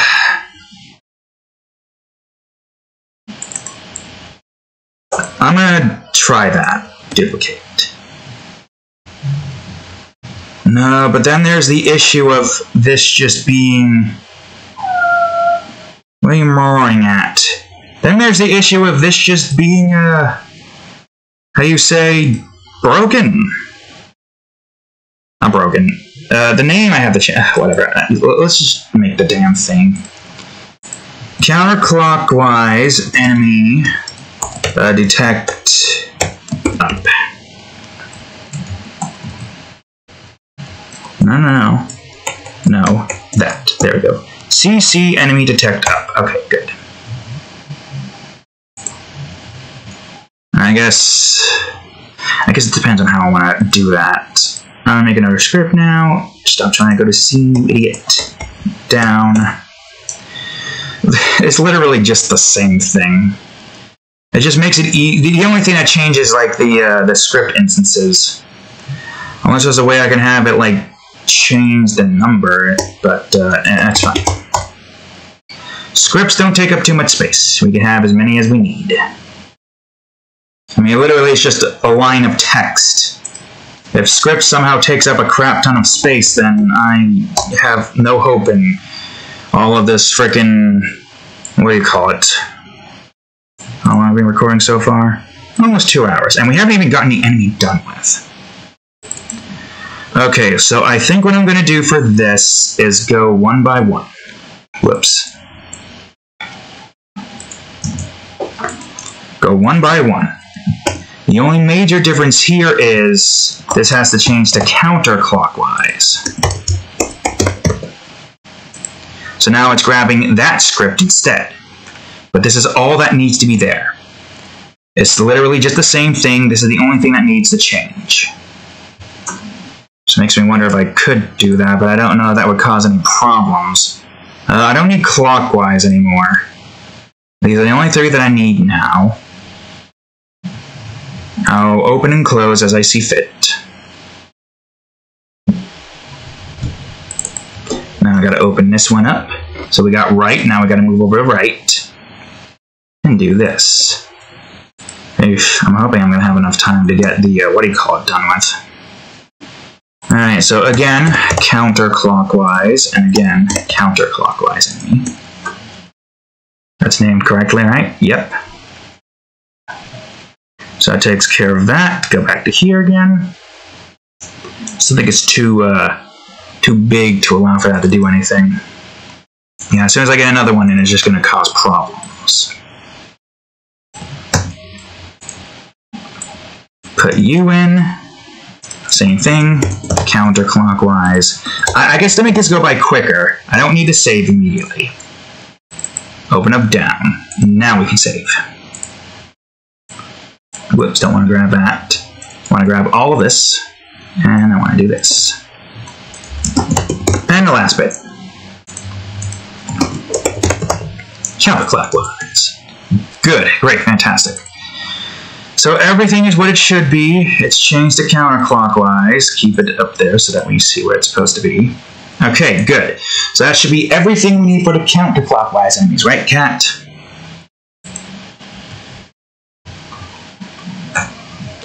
Alright, so now I've got to go on ahead and add the clockwise component. Now the detect up component and grab the clockwise enemy. Then the detect down component and grab the clockwise enemy. Then the detect right component and again grab the clockwise enemies. The detect left component and lastly the clockwise enemies. And now let's check to see if everything's there. Left, right, and down, up. It is taking the enemy into consideration, and good, great, fantastic, awesome. Mission accomplished. And now all I need to do is just move these guys all around the place. So they're moving counterclockwise, so they have a very specific movement pattern. I think just to make this a bit more even, I'll have a wall system there.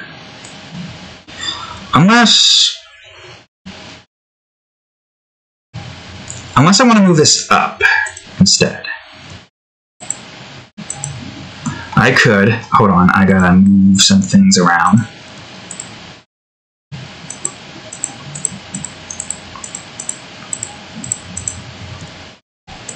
And I might as well move this and the enemy as well. Yeah, because they're going to be doing that.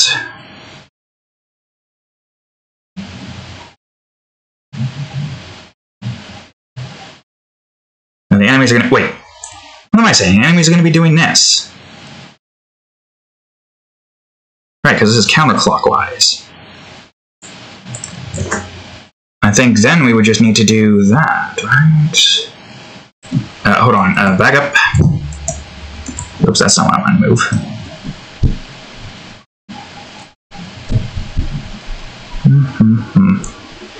Yeah. Yeah, we could just do that.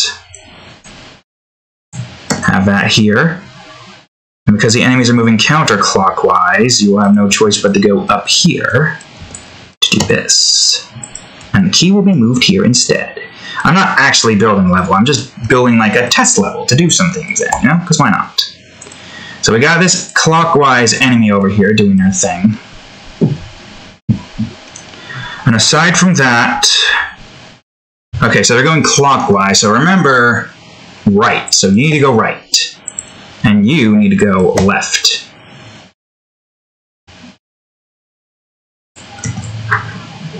And now let's see if this is right. Should be right. There they are. Look at them doing their thing. Now we just gotta play through a level.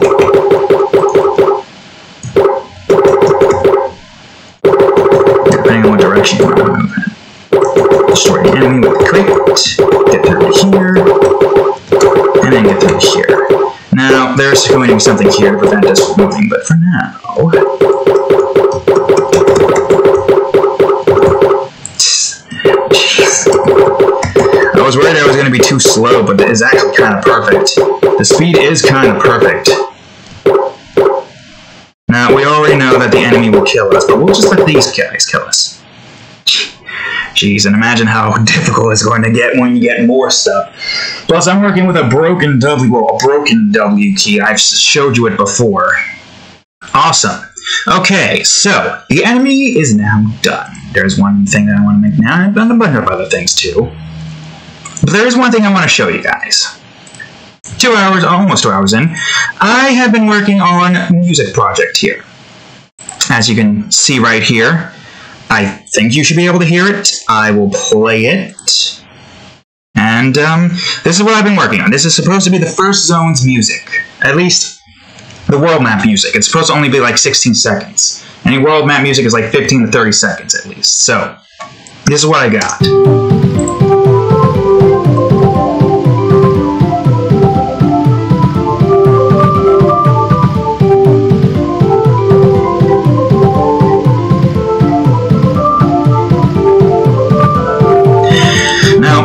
Still something here that I feel like I'm missing an instrument, because I'm trying to get a certain tune going.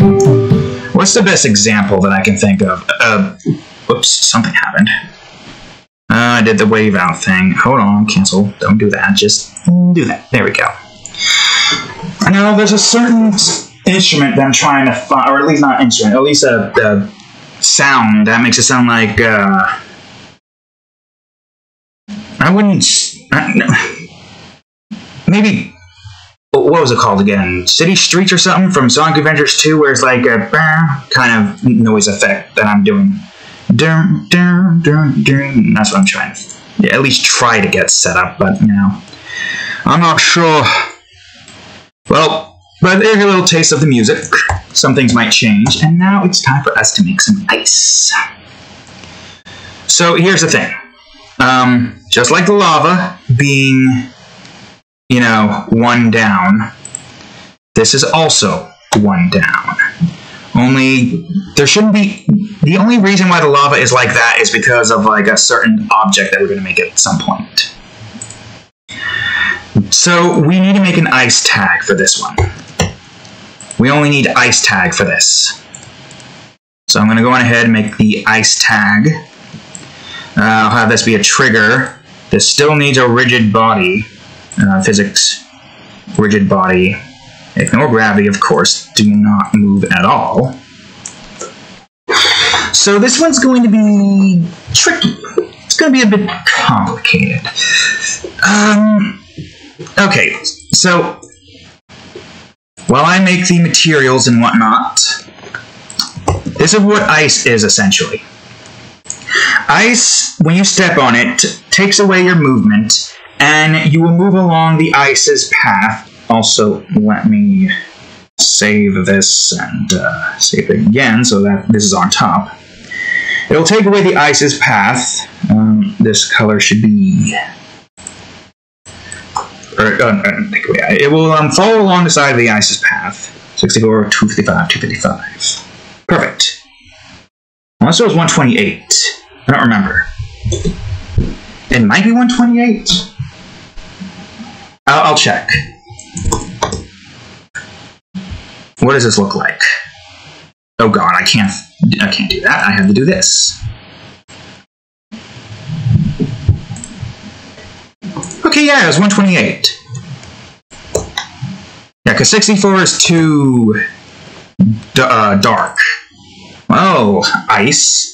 Looks like you were actually 128. I'll just update that just so I have it updated. I don't remember if there was anything else that used 128. But yeah, there's our ice.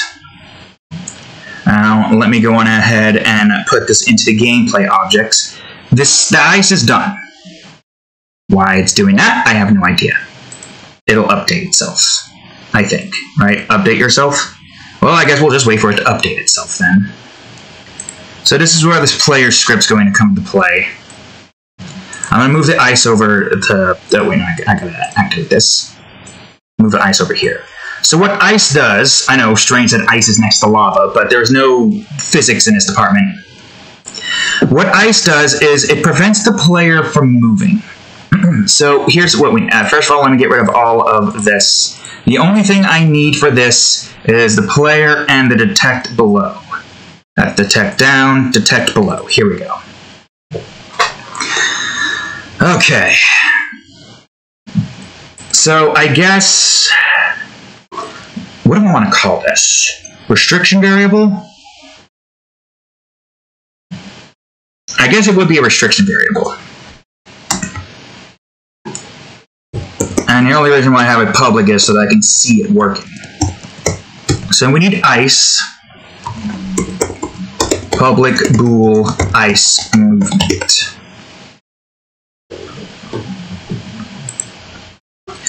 Okay. Now, this is going to be a bit tricky. I gotta try to remember what it is I need to do for this to work. So, here's how this is going to work. Ice detection if other dot tag, that's not tag, is equal to ice. Ah, got it! Nice. Stupid insect. Alright. If others dot tag is equal to ice. How am I going to do this? How am I going to do this?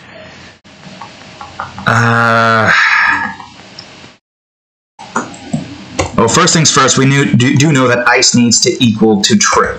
Wait. I didn't have to delete all that. Player.ice is equal to true.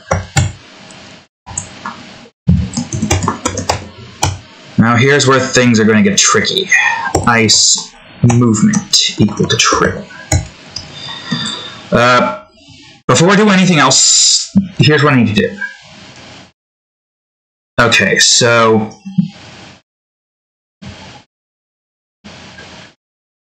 I guess we do have those in different instances, so we can do that. So I'll have dead be on the end. Ice movement, if this is equal to false, and then there's also that, then you can sprint.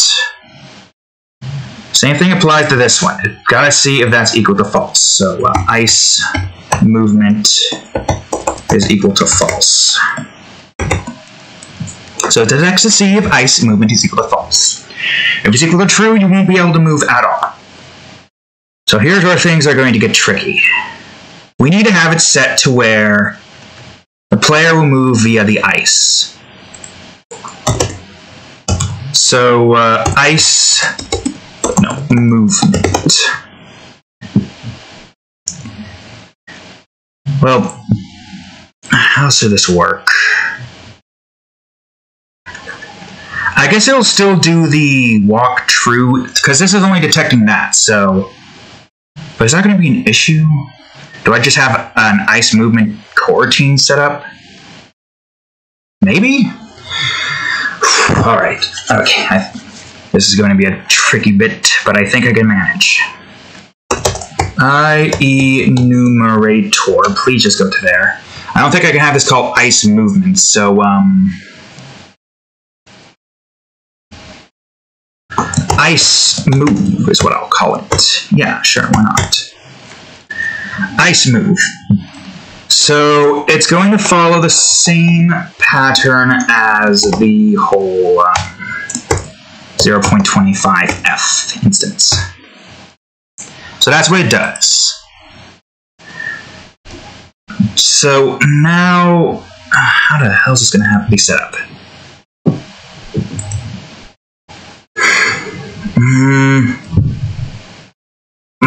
Oh, wait. We'll worry about that later. Let's see. So in this department, I need to get another one of these set. Other dot tag is equal to ice. It'll start a coroutine, calling it ice removed. which all this does... Oh good, it actually went to the thing I wanted it to go to.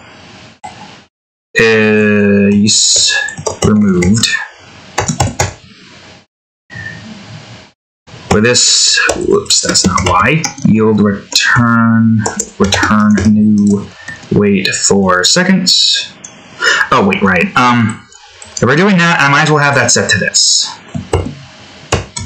which seems to be working just fine. It makes it seem more instant at least. It goes on ahead, it does its thing, and player dot ice equals false, and player dot ice movement equals false. So as soon as you step off the ice, it will start this coroutine and do its thing. This will stop the coroutine, ice removed, and it'll keep doing this, but I don't want it to do it consistently, because this only detects if it enters the thing. So once it detects it, it does that. Okay, so once a player enters a thing, enters ice, the below enters ice, ice will equal true, and ice movement equal true. Every time it exited, ice removed, coroutine starts, which has this go by 5 seconds, but once it goes into the ice once again, stop coroutine, ice removed, and make that again. I think what we can do to make it so that this isn't going to be an issue, because the thing with ice is... Yeah, I don't know, do I need to have ice and ice movement? We might not even need to have ice movement. Once you exit ice, makes ice false and ice movement that. I'm not sure. Okay, so ice move. This will do its thing if ice is equal to true. Well, I think in this case it's just if ice movement is equal to true, because that's the thing that's making it so the player moves. Let's see. I guess what I could do is this. And that's how we'll have this all set for ice movement. Although, I guess what I could do...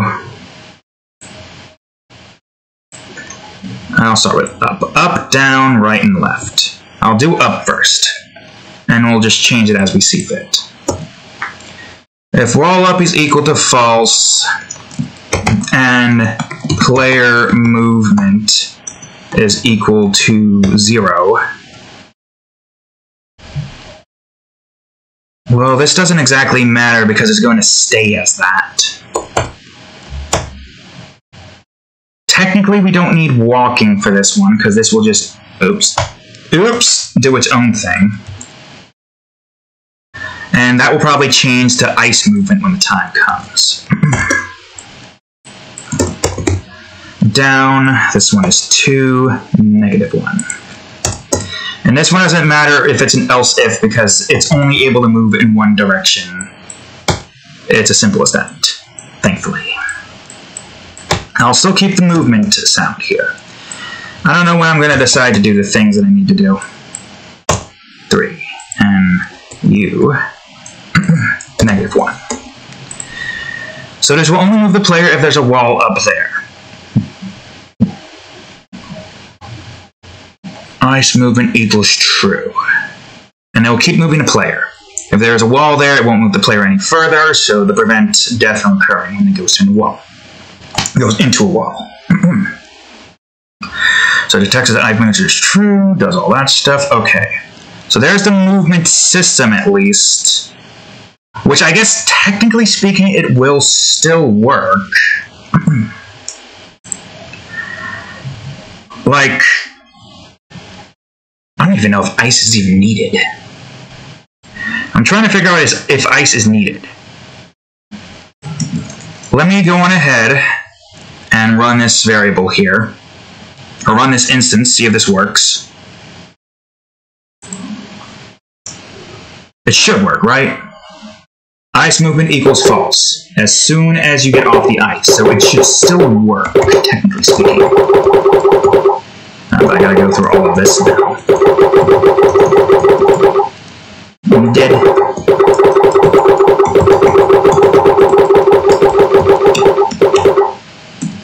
Oh, now I can't move. Oh, right, hold on. Because this coroutine hasn't started yet, of course. Forgot the fact that I gotta start the coroutine as soon as that occurs.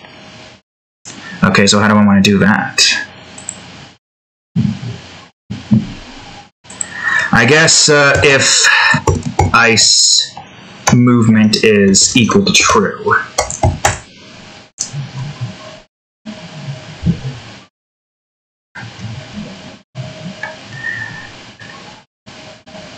Wait a minute. How am I going to do this without it causing any issues? Is this where I need the ice then?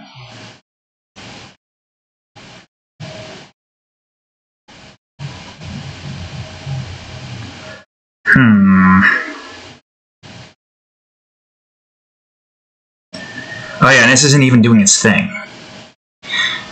So I guess we technically would need to have walking then.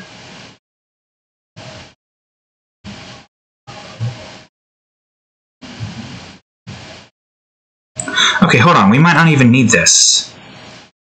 But we still need to have... Actually, no, we might not even need that in general. Because as soon as you move, the move variable does its thing. So we might not even need this period. I will just cut that out.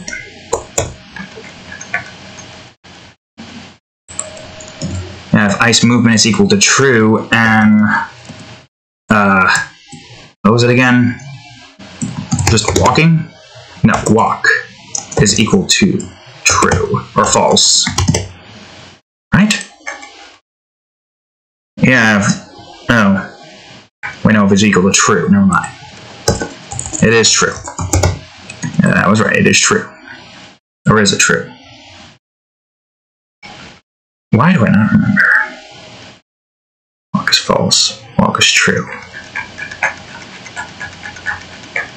Oh yeah, because that's automatically set the true in the beginning. Right, right, of course. So yeah, we don't technically really need that. We need walking, which is simply just, you know, having the player move in the direction that they need to move in. We already have the cooldown, technically. Why would we need another one? This is to see if ice movement is equal to true. As soon as you press the move button, the player will move.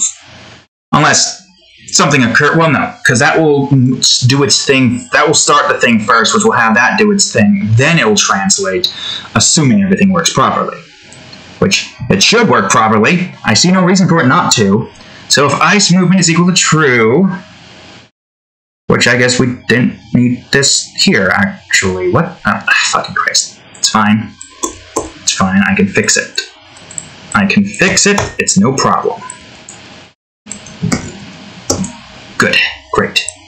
Ice movement. If that's equal to true, and walk is equal to true, then do its thing. That'll automatically do its thing, and it will constantly do its thing, with no input whatsoever. So now it should work. And to make this easier on me, I'm going to go ahead and... for crying out loud. Is there a way I can make it so I can't select this anymore? How do I make it so I can't select this anymore?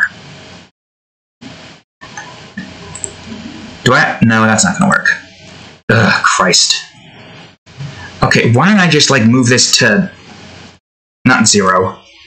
1. Wait, not 1. 2. I'll move it to 2 for... Remove the isometric exercise. Go to wall. Oh, Jesus Christ, that's not what I wanted. This is not what I wanted at all. Go to 2. There, it'll make grabbing this stuff way easier. We technically don't even need that. There shouldn't be any, what he calls to begin with, right? Now we can go to isometric exercise. I'm going to temporarily remove these, and I will move the player up here so that I can... Can I just, like, move this elsewhere?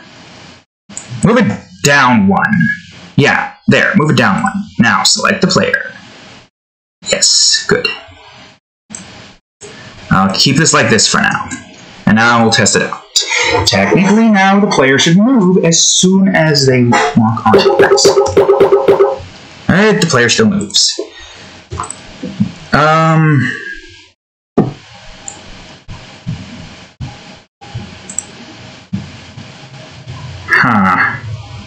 Because it exits the tag. So it starts quarantine ice remove. Oh wait, that's an issue. You have to be 0.25. Right, no wonder why that didn't do the thing properly, because that's 0.25. It's gotta be quicker than the fucking, what you call it. So now it should work, hopefully.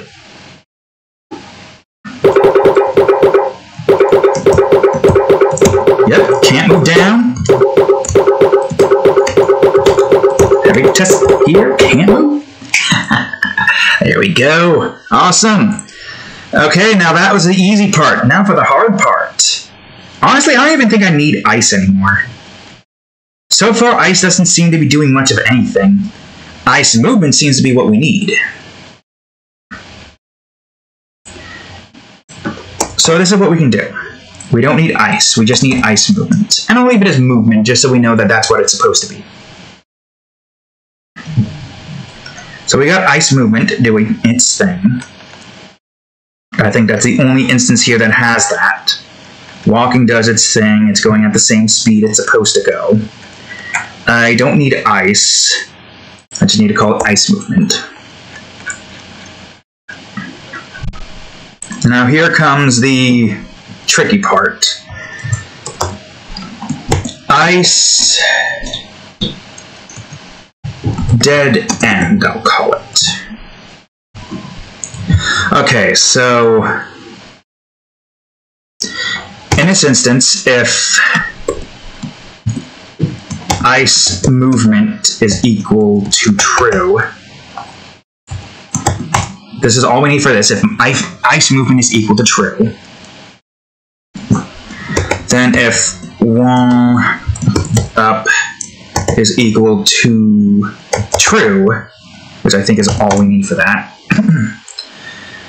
If wall up is equal to true, then ice movement equals false. But there's more to it than just that. We also need to have player movement to check to see if that's equal to 0. So now we do the same thing to the others. Down, 2. Right. Oh, I forgot to have headphones on for that. That's fine, surely it's not a problem. Right, hopefully. And 3. So up, down, right, and left. And this only occurs if that is equal to that. Funny, because I was thinking about how the hell I'd have ice set up. Because I thought I'd need to have 2 variables. And I guess if player dot ice movement is equal to false. Oops. I guess for the simplicity of this, so that it only calls for it once and doesn't do anything except for just stopping the coroutine. Yeah, ice remove just removes that regardless, doesn't matter. So as soon as you exit the ice, it's removed. But as soon as the player comes up against the wall where their movement is equal to the direction that they are moving in on the ice, then it will automatically make ice movement equal false.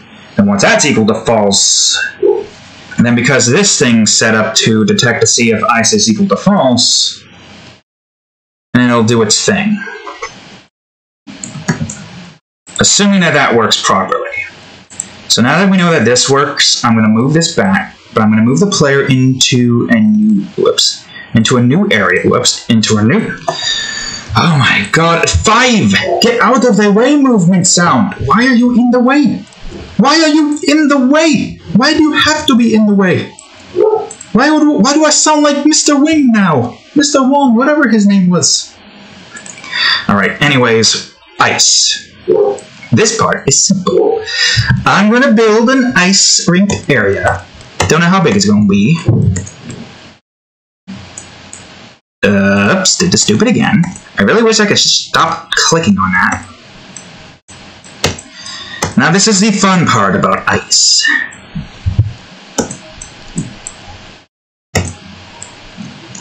I will also have an area here for a crate. And you know what? I'll put a lava here. So with ice, you essentially have no choice but to move in the direction of the ice. Now, we're essentially dead-ending you in this instance. This is the first test that we have here.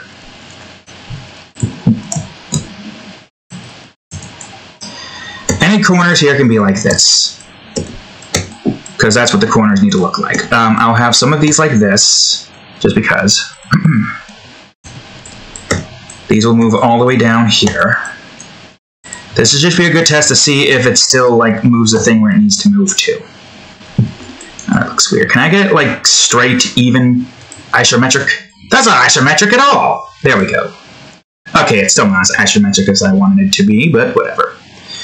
So this is basically a maze in of itself. Whoops. I think any corners like these should be like that.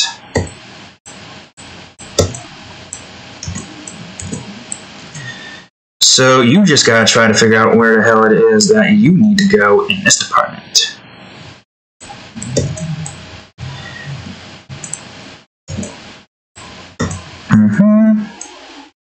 That's the fun part about ice. It's a very unique kind of setup here. I just gotta try to figure out how the hell I want it to be set up. Whoops. Okay, so you can move here, here, here, and then you can move there. Once you get to this part, you get to move in many different areas. I want to have a wall here. So the idea with this, simply put, where's the crate?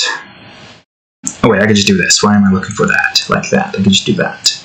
We want a crate here, not there, because that's not going to be acquired. So crates aren't affected by ice. Somehow the crates, heavy as fuck as they are not affected by the ice. Also, how long have we been at this so far? 2:17. Okay, not bad. So, I'll move the crate here. Okay, you can move up here, you can move here, you can move down here, but you can only move here and here, or here and here.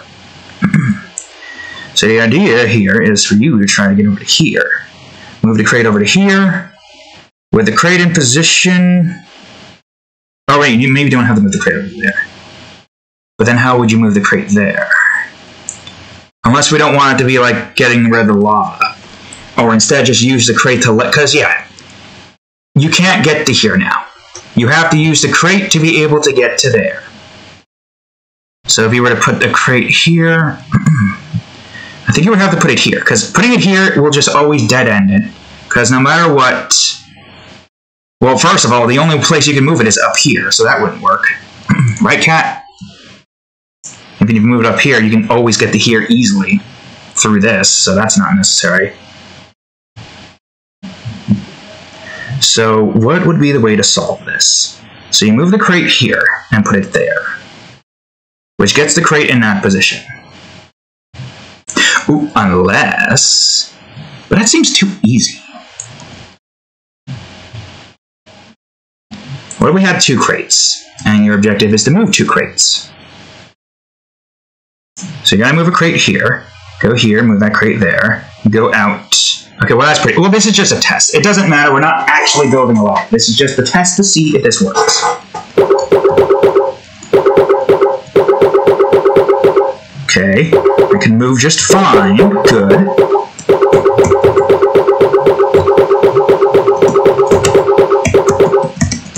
Because I can't run into walls, it won't let me move.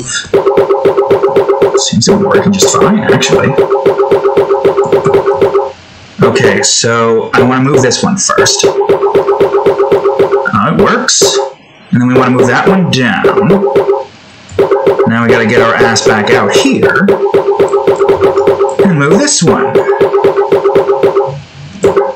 And we did it. We solved the ice puzzle. The ice system works. That was not as complex as I thought it was going to be.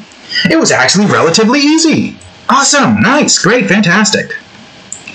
So I'm glad we figured out the ice, because you know what that means? We are 2 hours in, but we're trying to make this episode a little bit longer while we can. Oh, wait. I did the stupid. Oh, wait. No, I did the stupid now. I did the stupid just then. I want to see... Yep, that still disappeared. Yep, of course. Why wouldn't it be? Why wouldn't things just work for me? 30.9 gigabytes. So we still got a decent amount. I'll just post this and have this video saved, and hopefully we can figure out what the issue is. So, alright. I don't think I need to do anything more with the area here. Now I'm going to go on ahead... and we're going to create another cube, and we're going to call it Poison. Ah, yes, Poison. Quite a strange thing, that. Oh, no, leave it on 0 for now. So Poison is interesting the way it works, but this one should be very easy to make setup. Shouldn't be too hard at all. So, why can't I see the ice here? Why is this not updating?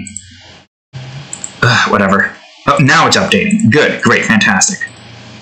I don't know why it takes ages to update, but here's our Poison. I don't think I have to look up what the thing is, because I'm pretty sure it's just this. But I'm going to look it up anyways. Yep, it is that. I was right. Good. Great, fantastic. Now let me go to Poison and just put that here so I don't have to worry about that being moved yet. Okay, good. And now I need to make a tag. This tag, is Poison. Now this Poison tag, it's simple really. Player detects that, stuff on side here gets changed. So now I'm going to put Poison here. Still doesn't update. Material? Nope, still doesn't update. Now I'm just going to wait for that to update and do its thing. Now I don't know where exactly I want to put Poison right now. Where is it? Where are you? There you are, okay. I think what I can do for the time being is just have a nice small little area for me to test it in.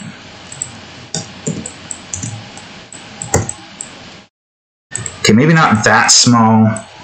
I'll make it 5 wide. Yeah, sure, why not? Actually, there is one thing I do want to test. I want to show you how annoying this mechanic can be when you're trying to, like, move around the area. Oh yes, it's going to be annoying. I'm going to build it out, because the Poison is essentially done.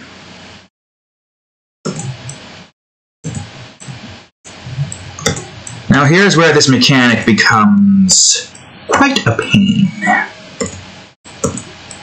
For a few reasons, really.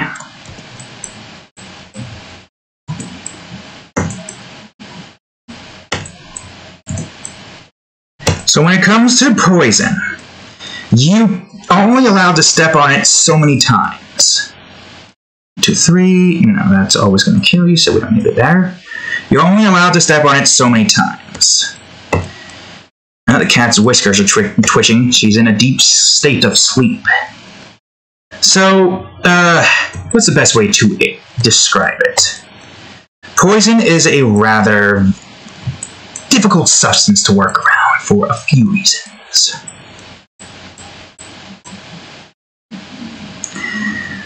One reason, of course, being the whole, well, if you're in an area where there's a bunch of enemies, like, going around the place, you aren't going to be able to really, like, move around that well.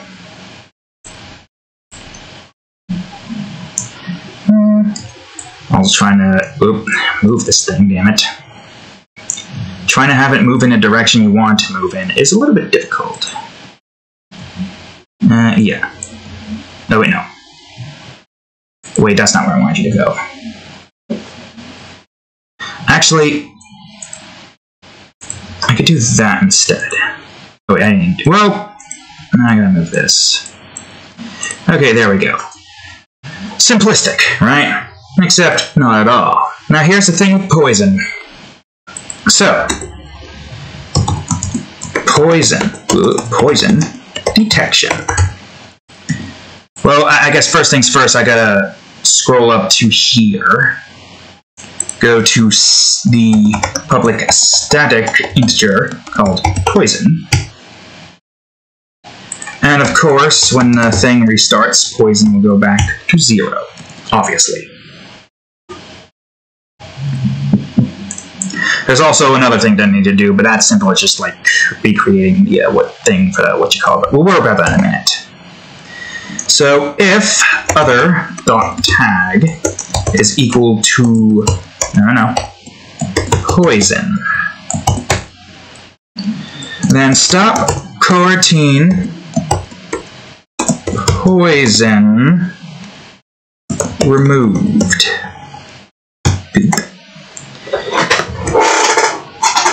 And then player dot, oh wait, no, not player.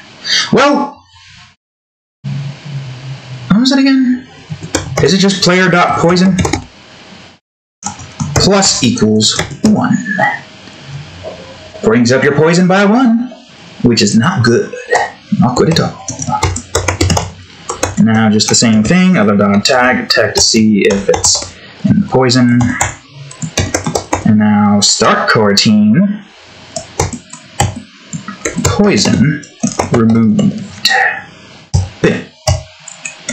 And now for this one, it's just as simple as just setting up an IE numerator. Poison, removed. Yield, return new. Wait 4 seconds. Same thing as the other one. 0.25. And player dot poison equals 0. So as soon as you get out of the poison, poison goes to 0. As soon as you step on a poison, poison goes up to 1. That stops this, so that doesn't revert earlier than it needs to. And boom. Now this one is simple, really. Because all this is doing now is, well, here's what it's going to do. Poison, death. Also, you need to not be that. Just making sure that I didn't accidentally do this stupid again. Sprint, death. Yeah, I did a stupid here. Okay, so this one doesn't really need anything. If poison is, well, in this case, greater than 3. That's not what I want. Greater than 3, whoops. Then dead equals true. No matter what, dead will equal true. There will be no way to go back from this. Now, the reason why this is set up like this is primarily because of a certain thing that could have poison go up to 5. Because this is what it means. When you walk on poison, 1. Then on again, second one. Third, that. And then 4. The 4th step kills you. Unless it needs to be greater than 4, but that wouldn't make any sense. It would be greater than or equal to, but we're just doing greater than. So if poison is greater than 3, then it just kills the player outright. So there's other areas where the kill occurs. So in this department, right over here, it does its thing. And now, before we can fully continue, I need to go over to the perimeter, I think. This is in the perimeter, right? Yeah. So now I need to, now I need to go on ahead, create another cube, and call it Poison UI 1. And with this, we don't really need to do anything. So this one is relatively simple. Do these even have? Yeah, we don't even need a box collider. Oh, there goes a moth. Because technically, these box colliders, they're kind of just they're kind of just like using up space that doesn't need to be used, right? Remove component. Yeah, it's untagged. It has nothing in it. These box colliders are not needed. All we need to do is have mesh render, and then that's it. That's all we really need from these. Just trying to figure out a way to make it so that this is, how you say, not going to do the thing, the stupid. Alright, so I gotta do what I did with this here, only with that. So, let me go to my status scripts. I'll create my poison status so that we can keep track of where our poison's at before we fully do the test. Let me open up key status and let me open up this. So this one is easy. Very good. Render poison. Poison count. Call you poison count. Player dot poison. Oh, wait a minute, that's weird. Why is that one green? The other one isn't. Oh, because it's grabbing that. Right, I forgot about that tidbit. I guess it technically doesn't matter because it is grabbing the global variable regardless. This is where that matters. So player poison is greater than poison count. And then it goes on ahead and does its thing. And that's all we need to do. That's all we need to do with the script there. And now we just need to put this into the poison UI. Now this part is easy. So I'm going to put this in the poison UI. Right over here. I'm going to go on ahead to materials and have this be that. Just we have that immediately right off the bat. So this is detecting to see if this, no, click that. This is that. Rename this so it's 2. Also rename this so it's 1. Oops, I did F1. I don't think F1 did anything. Now that stays like this. There is only 2 instances here. This one is 1, and that one stays as 1 as well. Because essentially what the poison is doing right here, right now, is, whoops, it's going up by, goddammit, 2, so it's 4 steps. That's literally all it's doing right now. And then once it gets to here, that's just the death variable. When you see that you're on there, on this point right here, then you're close to death, and you should probably try to get out of the way of death before you die. Whoops. Son of a bitch. There. And now I move you up. Good. Great. So 3, 3, 2, 2, 1, 1, 0, 0. Perfect. So there's our poison instance here. Now, let's see if this actually works. It should work. Doesn't make any sense for it to not work, right?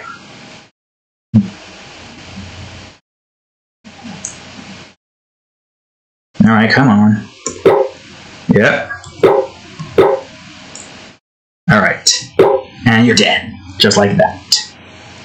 So you're like, okay, I just solved this ice puzzle. Oh, this is easy, just gotta go up here. What? How did I die? But, nah.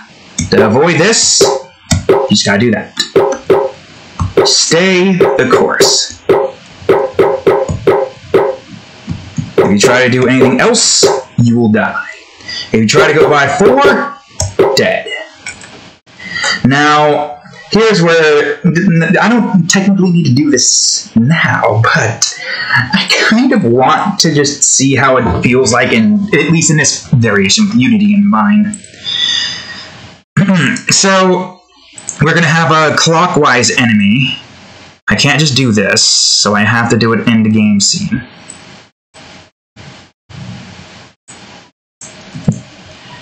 So we have a clockwise enemies right here, right? I guess I could just go to here because it'll select it. This is where things get really difficult. So we got a vertical enemy right here. Whether or not it's going to follow that enemy's procedure, I have no clue. And we got a vertical enemy right here. This one will be going down, though. Or should this be here instead? Now I need to go to the horizontal enemy, which we only have one of. So this is where things get tricky. When it comes to enemy movement, like this, enemies in a poison state like this, it gets very difficult to try to maneuver around them. You need to change to 1, right? Right? Wait, where are you again? Oh wait, no, you're counterclockwise.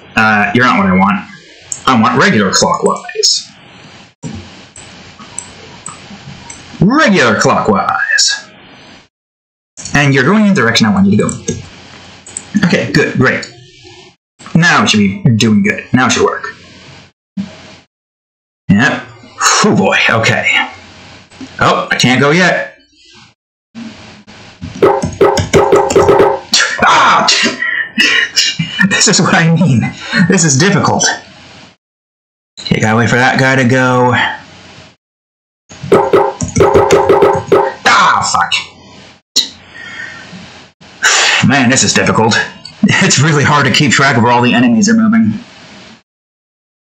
Okay, so we gotta move as soon as that guy moves.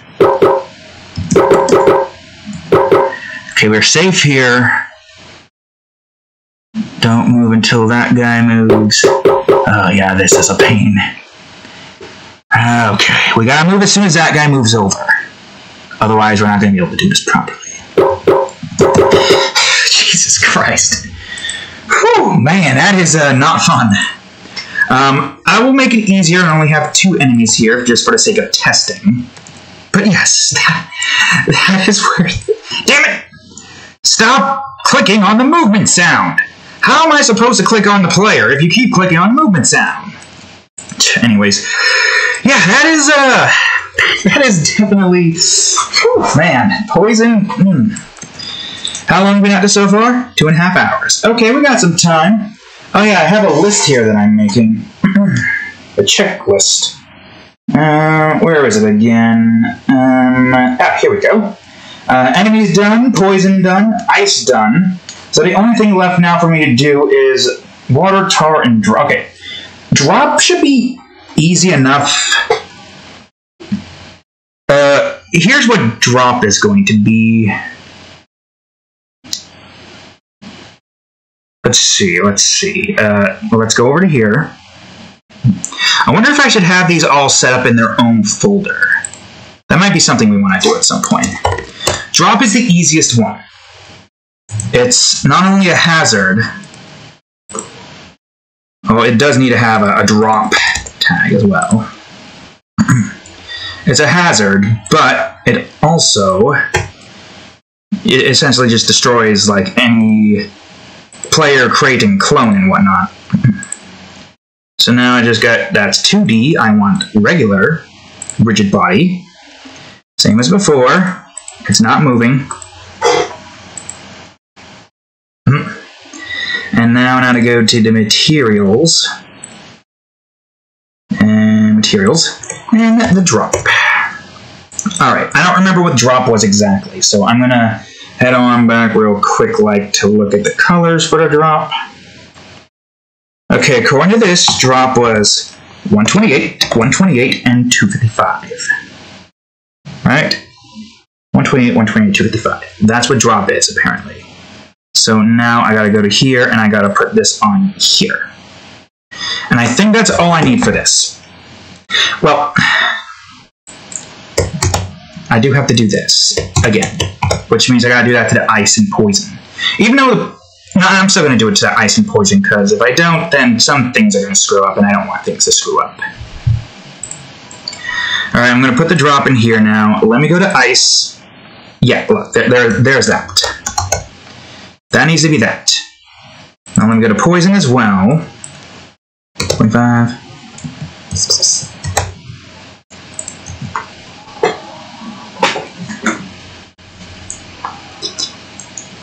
don't know if you're awake or not. You had your eyes slightly open. Alright, let's see. Yes, that's good, that's good, that's good, that's good, that's good, that's good, that's good. That doesn't matter. That's good. Okay, good, great, fantastic. Good. So drop easy. It's not that hard at all. For the player, it's literally just as simple as detect hazard or detect a hazard layer, which is 8. I know what the hazard layer was. Why the hell did I think it was 9? Ugh, whatever. For the player, that's already set up.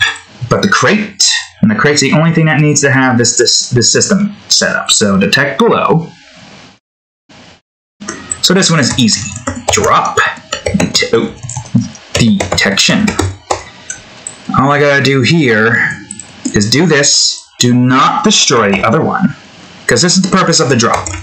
The drop destroys the player immediately. You cannot get rid of it. It is literally just a permanent obstacle that cannot be gotten rid of. There's something that can like go on over the drop that allows you to pass through it, but we're not there yet. That is a very advanced object, and I do not want to have to worry about that just yet. Outside of this, there's like sound effects and stuff that I do want to play. That's why that's set. Well, that has to be set up like that anyways, because these do different things. So that's that for a crate.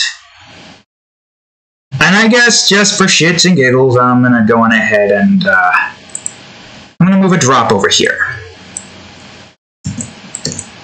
These look like ravines, kind of, I guess. Oh, wait a minute. I want to move it up here. And now I want to move a crate over here.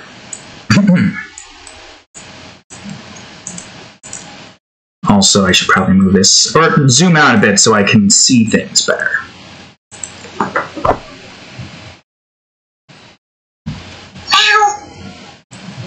24, cat. You having a bad dream? Is that a bad dream you having? Let's move the crate over here, actually. And I'll put some lava over here. And boom. This is not going to be like the full level. I'm just trying to like showcase everything here. I can easily delete all the stuff that I don't need. Oh, wait a minute. I'll have something else over here that we can utilize, like water, for instance. Actually, why don't I have a lock here? You move the crate over there, trying to move it there. Oh, you can't. The drop is in the way. Yeah, we'll put water in here. Why not?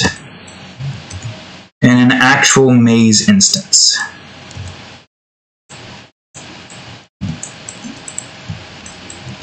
So, yeah, because the drop is very easy to get done with. It's not going to take us too long to set up.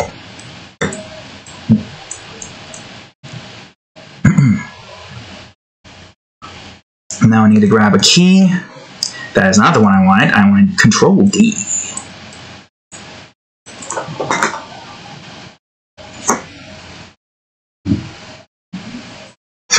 She's still sleeping. Got a little night dream or something.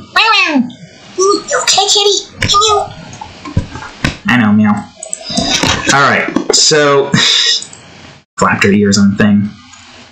So as soon as I move this crate into here, boom, the crate disappears. Nothing is left of it. And then we die if we go into drop. Geronimo and whatnot. Stop scratching that.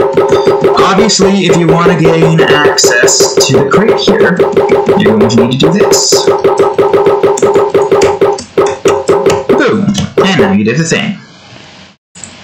And there you have it. The drop, so easy, it literally did not take much effort at all to make. And now I'm going to go on ahead and cross that off. I want to try to get water and tar done with here. So, water up next. Water is what we'll do next. Don't go to the perimeter, go to the game scene. And create a cube and call it water. So again, we need another tag called water. Go back to the water. Place water there. And this has to be here. I better minimize that so the cat doesn't mess with it. It is trigger, of course, and obviously that. Can't forget about that.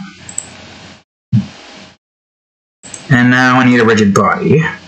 Remove this. I still don't know what all of this is if this is going to like change anything here. I don't think it does. I think it only matters if there's like physics. You need a rigid body for the detection to work, apparently. At least that's what I remember. Everything has rigid bodies, so I have to have rigid body here. Okay, now I gotta go to materials, and I now need to... Oh god. Fucking Christ. Stop that. Create material. Water. What are you waiting for, Carrie? Alright, so according to this is what the watercolor is. Let's see, 0128, why the hell did I call that 1255? I'm gonna change that. Oh, you did change something. Don't give me that look, you changed something. And there's our water. Let me put that into here. Huh? Why is the water ahead? Oh, right, because... No, wait, no, that doesn't make any sense. So, okay, it doesn't matter, because this is not where the water is going to be. So, stuff like, well, hold on. Water. I think that's everything here. Water. Stuff like water. Poison. Yeah, water, poison. Ice. Oh. I guess technically speaking, this should be 0.995, same as the lava, because there's going to be a mover going on top of it when the time comes. Right. Okay, so this part is pretty easy. Now that's in here, I can fill this in. That's ice. I did not want ice, I wanted water. You fool. Now that's set, I need to have this entire area filled to the brim with water. We can also do the test with the water in the crate here. No problem. Now, originally I was thinking about having it set to where if there's an object there, nothing is underneath it, but I feel like if I'm going to have certain things, certain hazards, like be a massive hazard, I need to like not have it set up like that. If you know what I mean.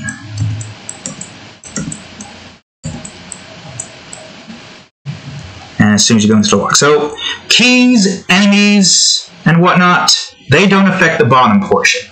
Walls and whatnot, those do. Okay, so I guess first things first. Well, I do not need to go to crate. I need to go to crate below. First things first, water detection. Yes, the safer option to remove crates instead of just like killing the player. So what this does right here, oh wait a minute, I could just do this. Okay, for a second I thought that would screw something up, but it didn't really screw anything up. So the reason why we have the water destroying the crate is essentially the water is, the crate is heavy and it sinks in the water. And the reason why we need this is to prevent players from being able to move crates across a certain threshold, but still allowing for them to pass through. Drops is just there as a, you know, all-around permanent floor obstacle. Lava is a removable obstacle. Water is an obstacle for crates, but players can go through it, but they suffer the drowning effect when that occurs. And now that we have this set, well, I guess now it's time for water detection. Now, this one is going to be a little bit tricky, but I think I can manage. I think. So we need to have a stop coroutine set for, obviously, water removed.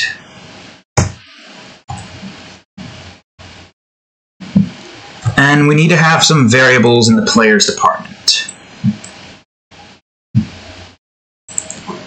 So we obviously need public static integer water. So, man, it's not going to cause any issues.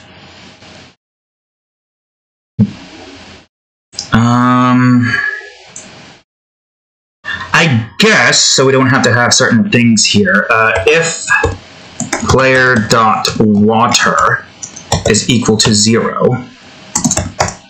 and player.water plus equals 1. There. So that way, if the player is not, in water already, then I'll bring it up to 1, and that's what will start it. I think that's how we're going to do it. Because obviously, in this instance, you got to get out of the water for you to not drown to death.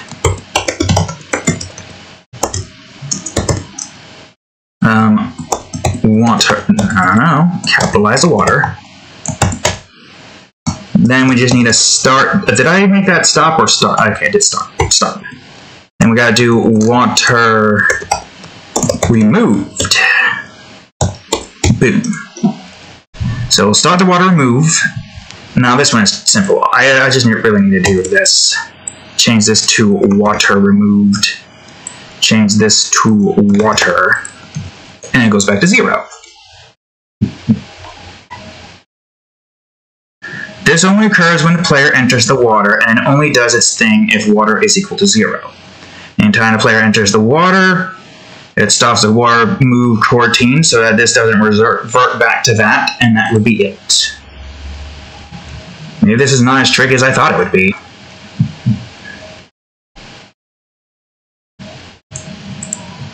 Hell, actually, we could probably have it be here, couldn't we? Yeah, actually, hold on. Start coroutine drowning. We don't even have to have it be in the player. This will have all of it there, because it would be much easier if we did it that way. So start coroutine drowning. This one is simple enough. Oh, wait a minute. I forgot to do this. I'll do this.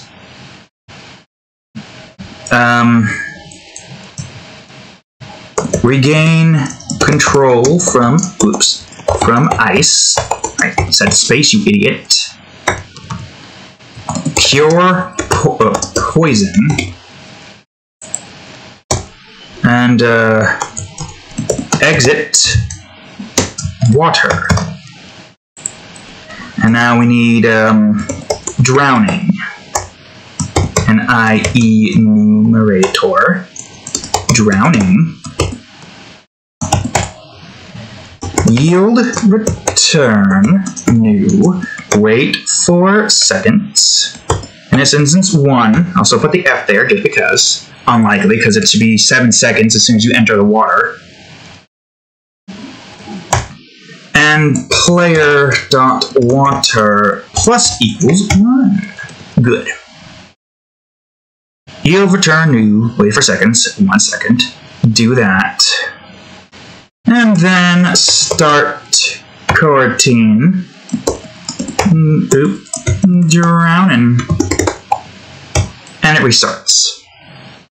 Now, obviously, wait, there is something here that needs to be done. If player.water is greater than 0,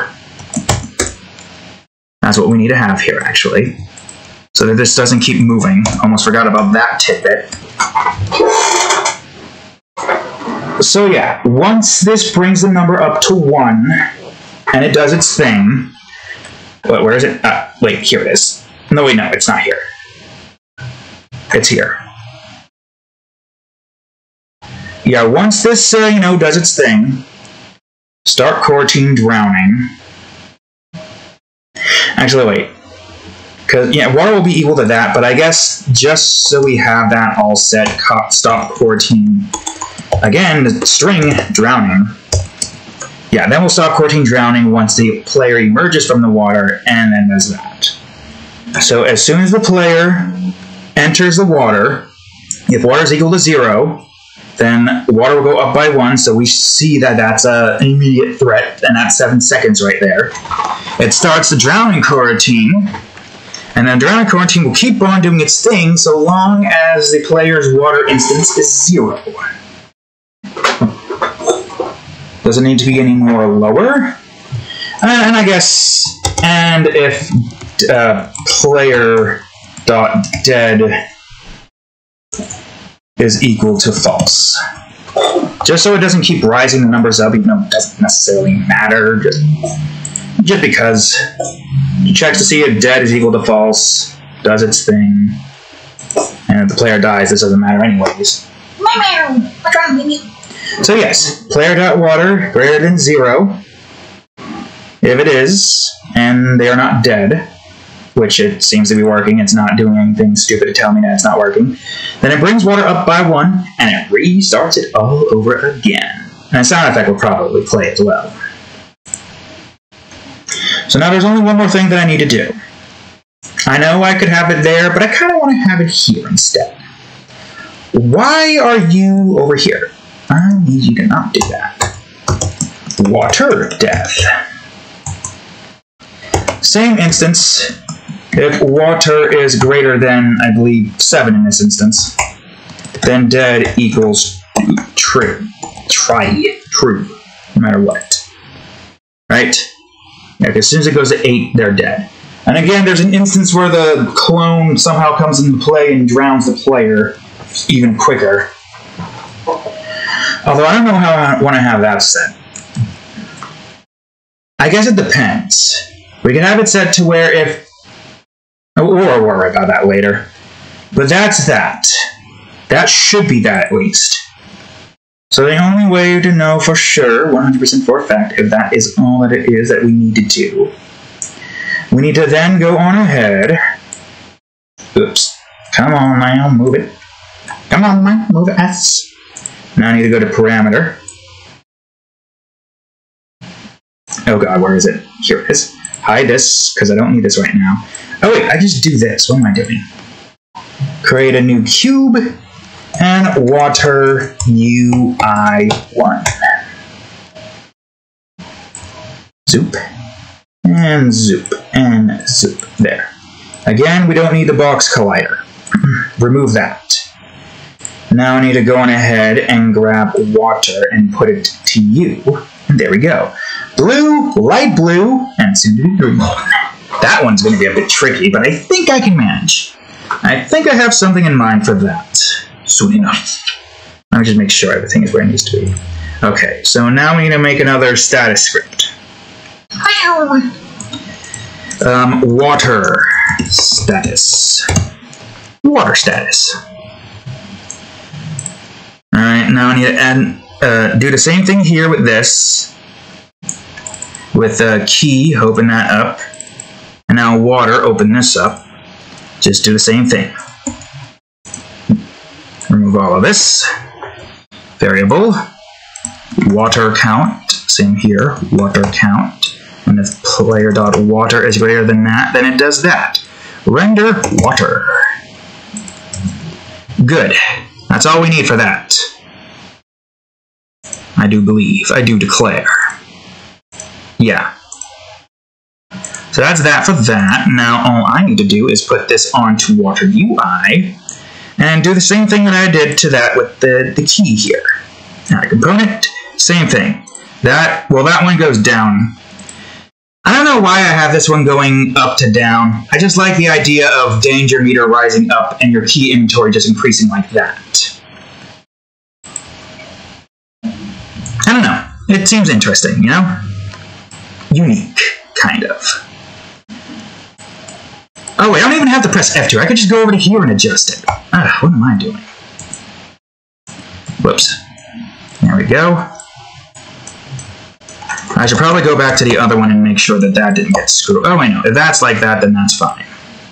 Right? Yeah. Well, there is actually one thing I kind of forgot here. I need to have the status reset, of course. Can't forget about that. Status has to reset every time. Because if it doesn't reset, then you're just going to keep dying. Which is not good. Not what you want. You want to keep living. Because if you get busy dying, then you get busy crying. And if you get busy crying, then it's not a fun game, that's for certain. Okay, move that up. Do 7 here as well. 6 over here. And then the last one, which is, that's just it, you're dead. And boom. Okay, there's the UI stuff set. I'm still contemplating whether or not I should have these in their own little wall. I should, shouldn't I? Hold on. I'm going to create an empty, and I'll just call this key UI. And I'm just going to move all of these into here. So that way it's not a mess trying to, like, deal with all this. I'm also going to do the same to the wall, because every time this opens up, it's just a huge pain in the ass. So I'm doing this right now. I'm doing some house cleaning over here. Whoops. Poison UI. Good. Besides, those don't have to open up anyways. Once we got those set, that's it. They don't need to be set. Water UI. I'm gonna get the other one, but we'll worry about that one later. Also, let me just double check to make sure that I didn't accidentally make something else I don't need. Okay, good. And now I just need to have walls. This one should be easy. Scroll up here, go to here, and move all of the walls in here. Now we shouldn't have any reason to go into the walls. I'll have the floor be on the bottom though, and the walls up top. But the UI for the key, poison, water, and all that stuff will stay there. Okay, good, great, fantastic. Well, this is just level walls, so technically that isn't really that important. And I don't need to worry about that just yet. Although I probably could just have like a bunch of empty objects there. Alright. So the UI is set. I've organized that better. Yep, it's going up. And as soon as I get out, that's it. 1 Mississippi, 2 Mississippi, 3 Mississippi, 4 Mississippi, 5 Mississippi, 6 Mississippi, 7 Mississippi, dead. Okay, cool. Great, fantastic. So can we do this? Oh god, I'm not gonna make it. Oh, I was so close! Working with this W key is not fun. God, that was too fucking close. Oh boy. Oh, damn.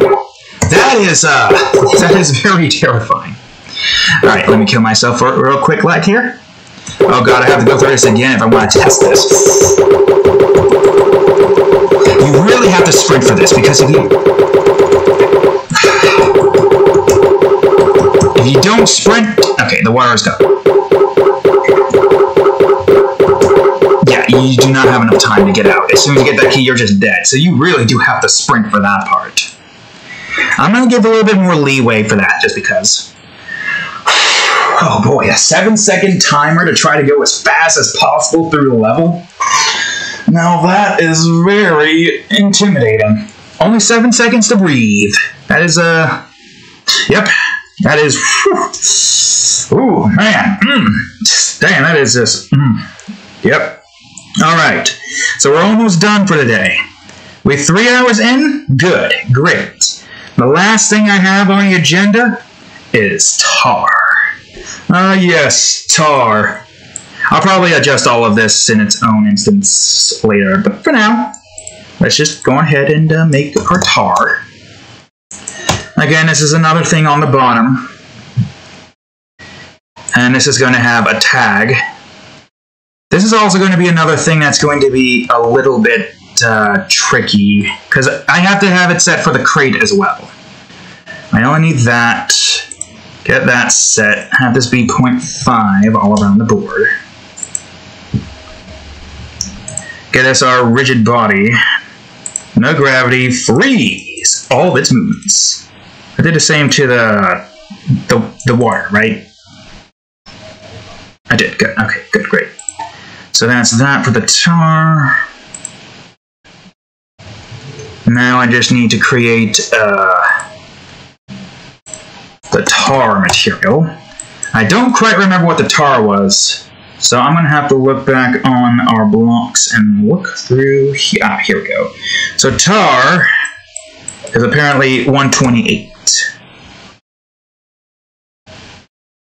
Okay, I guess that works. We'll adjust it if we need be it, but I guess that works. So let's go on ahead and put the tar in here. And now let's go on ahead and put the tar in here. And I think that's it for the tar. Trigger, the size where it needs to be, that's stuck, that's tar tag. Okay, good. And that's all we need for the tar. I will build an area here. All tar.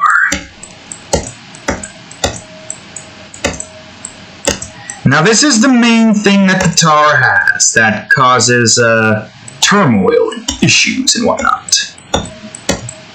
Oops. And just for the shits and the giggles, I do not want to duplicate another tar. First things first.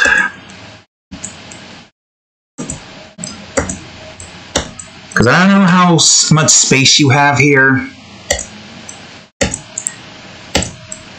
I might need this to be bigger. But for now, first I need you to do this. And now I need my clockwise enemies. I need to move over here.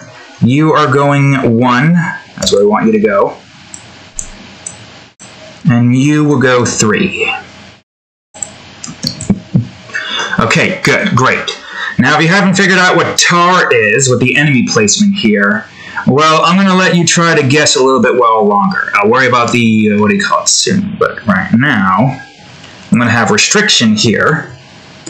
Public bool tar movement, which is obviously set to false. Now here's the important part with this particular instance here. So, tar movement is equal to false, not capitalized. So if tar movement is equal to false, then you can sprint, but if it's equal to true, you can't sprint. Nice, right? Utilizing the ability to like shift the sprint thing. However, this one right here doesn't change at all. As a matter of fact, the only thing that changes here is, where is it again? Passive detections, here. Is this. Once you go onto there, you can't sprint anymore. So, if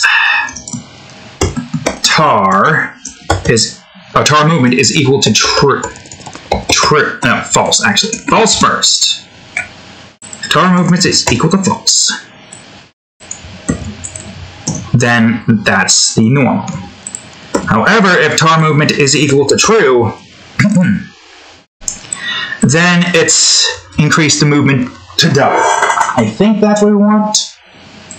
Now, I have no clue how this is going to work properly, but theoretically, as soon as you go onto the tar movement equal to false runs this instead. And if it's equal to true, it runs that instead. That's what it should be doing. I don't know if that's going to cause any problems. It shouldn't.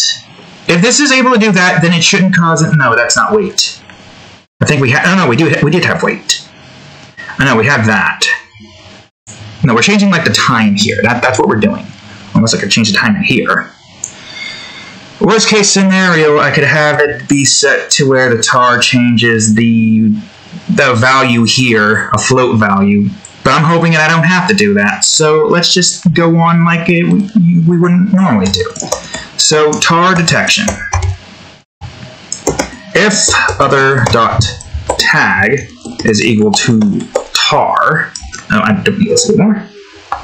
Oh, he's home. Looks like we're gonna figure out what the hell's wrong with the damn D drive soon.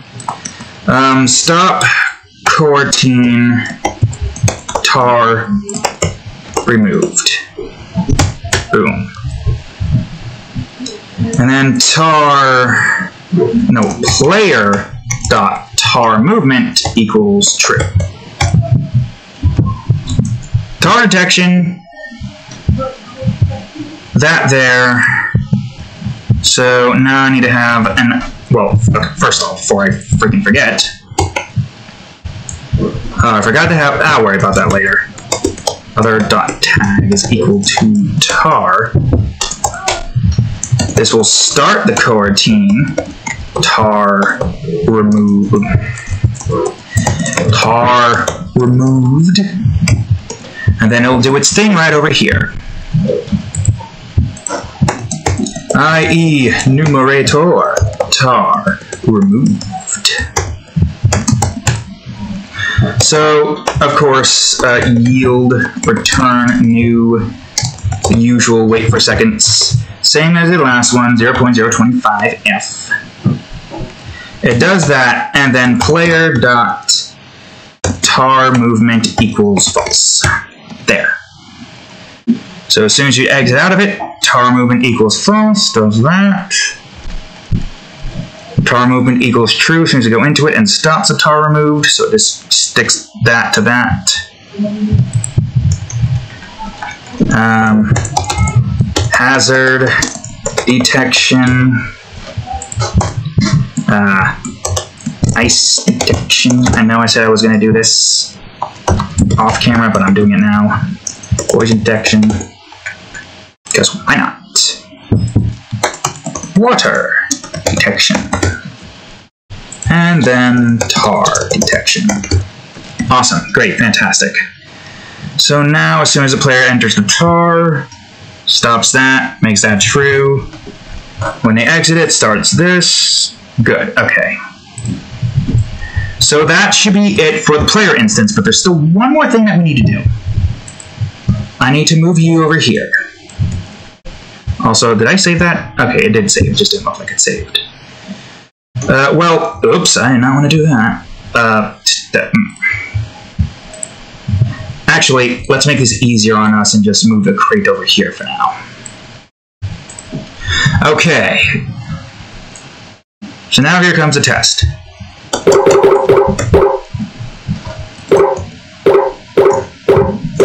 Jesus.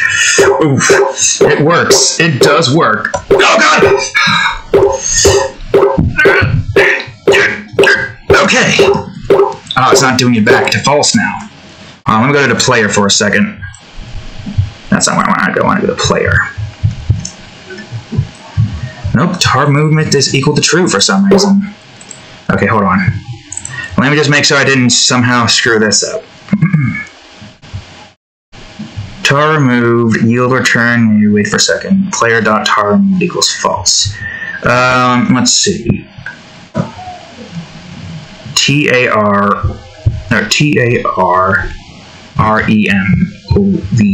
What?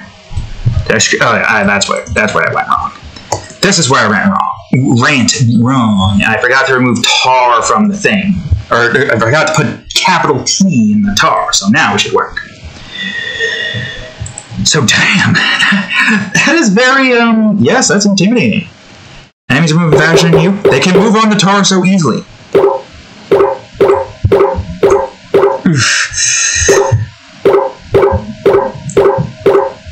Although, the movement is a bit off, though.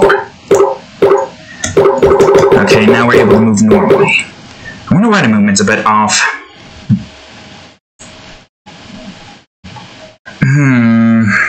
There's one thing I can think of that has the movement being a tiny bit off. I don't think it's this.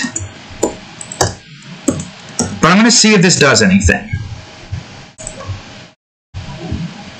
As soon as we enter the tar.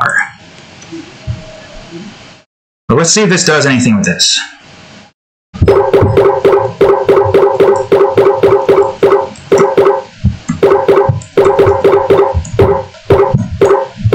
I see. Okay.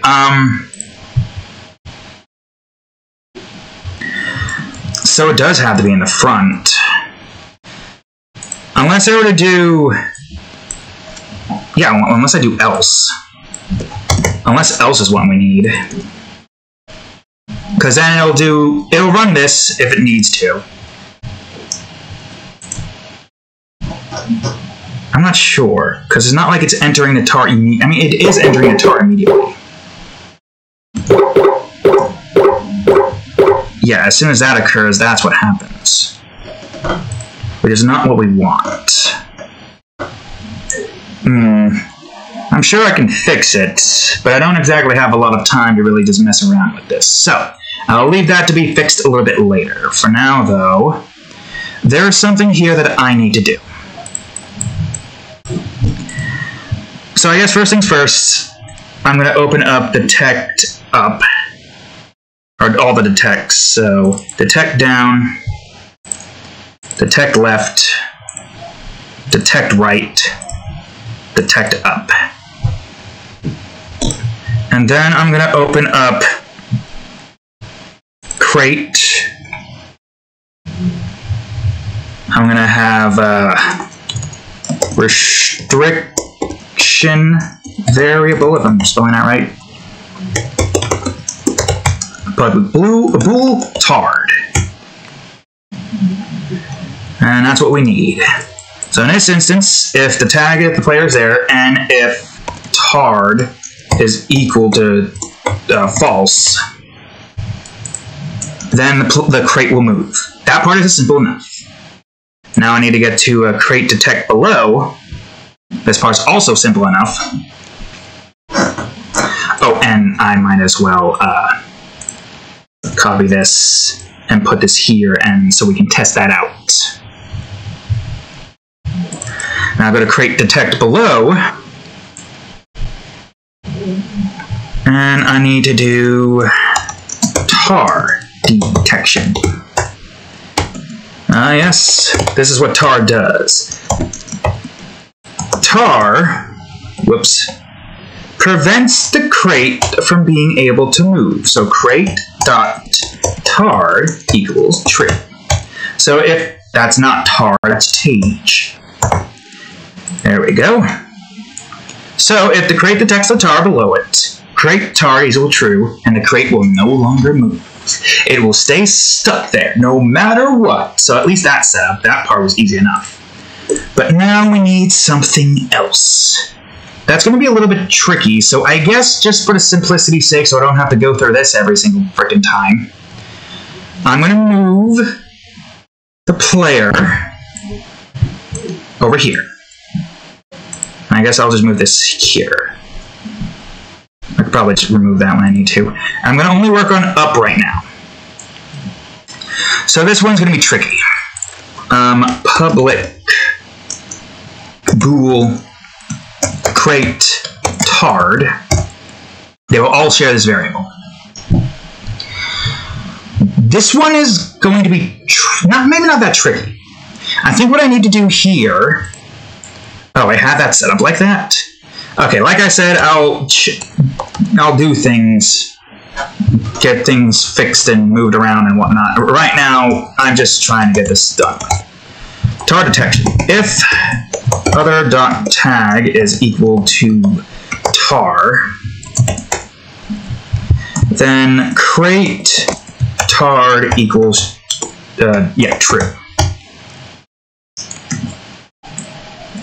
In this instance, it's the same way around. I even have that set up. Whatever. I'll fix it. I'll figure out which one is the most. I kind of do like it being, you know, separated like that. I do kind of like it being separated like that. Okay, so, yeah, it exits and then crate tard equals false. So this part needs to detect the tar. So this is where things will get a little bit tricky. I need this to go down in size.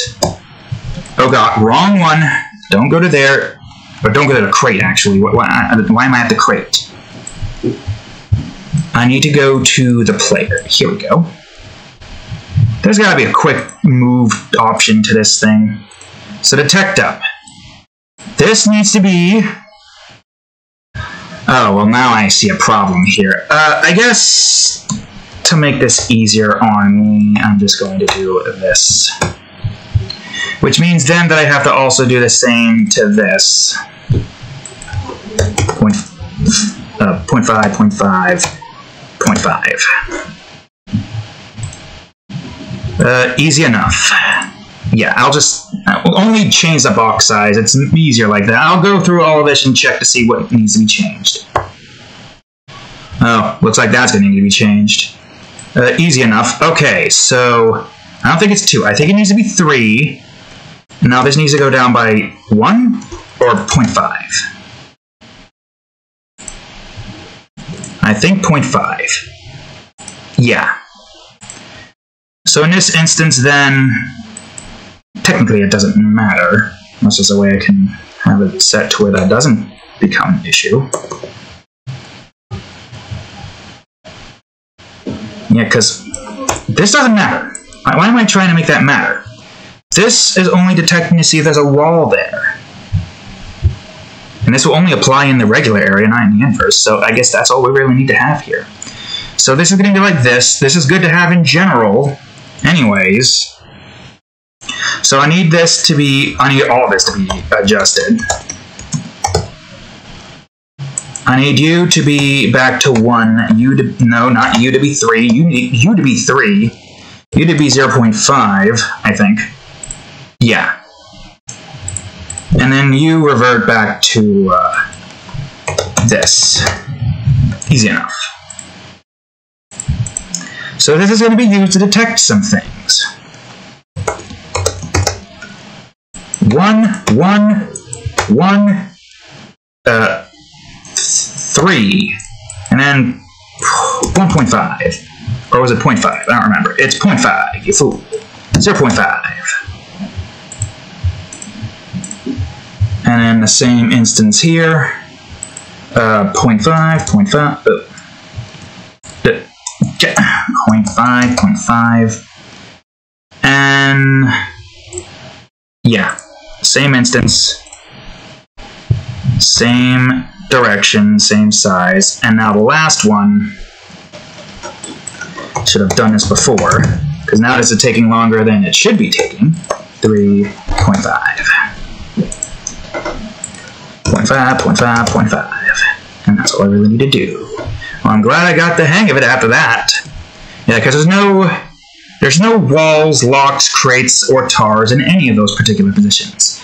And if we're going to have an inverse, this is going to not be counted. Obviously. Because we have to have it go down there anyways. Oh wait, no, I'm talking about the other thing that detects the whatever. Whatever, it's fine. Alright, so now it's able to detect the tar here. So this one is easy. I think this is OR, right? I don't know how well that's going to work. Crate tar equal to false. So I'm hoping in this, because we don't need to have that being the exit. I'm hoping in this position, it detects to see if crate is equal, if the detects to see if the tag it's on is equal to crate.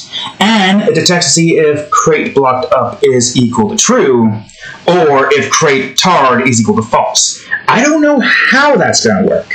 I would like to think that's going to take this into consideration here. All right, no, this would be true, not false. What am I saying? It needs to be true. Because if it's true, then that means the crate can't move. So we're going to test this out here. Also, I'm going to go back to isometric. Yeah, that's not isometric. That's not delightfully isometric, Seymour. That's terrible. Okay. So here's the test. I will go to the player. I think this is all we need to worry about right now. I mean, go to here. Alright, so right now, wall up is that. Wall up.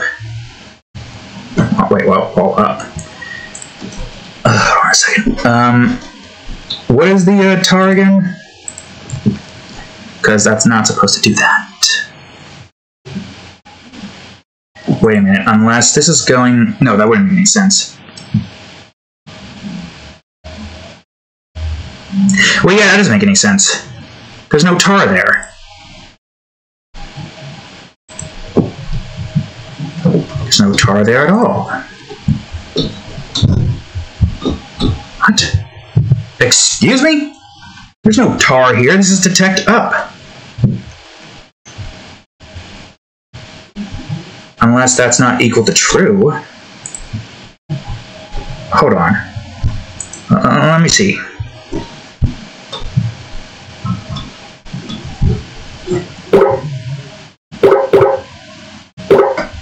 Crate blocked up. What? Why is it saying crate blocked up? Oh god, something happened. Something stupid's happening. What?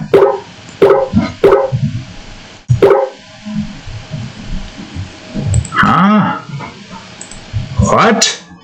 Excuse me? Huh? Anthony. Hold on. Alright, we are back to it. I don't know why this is doing that all of a sudden. It's detecting if the other dot tag is equal to tar. There's no tar there. So why is that doing that? I don't understand. Why is that becoming tar? This shouldn't be detecting tar.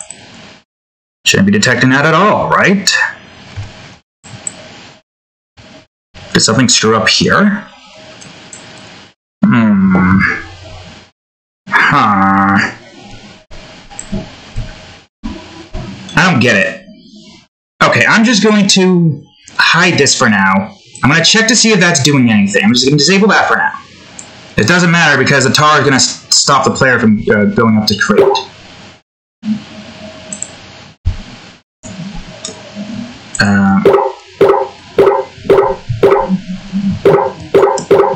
Why is... Okay, so I guess we have to have the detection be there then, huh? What the... How the fuck did I go into the crate? I don't understand. Okay, so this is somehow managing to also grab the crate thingy, tar thing? That makes no sense. I guess it's fine. We'll have that be 33, I think. Or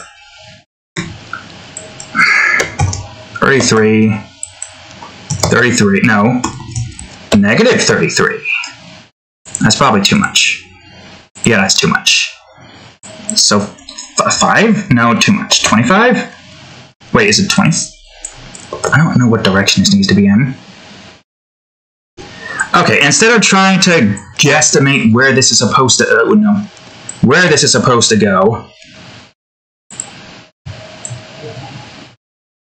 Oh god, I don't know why it's doing that all of a sudden. I don't know, 0.33? And can I move this up?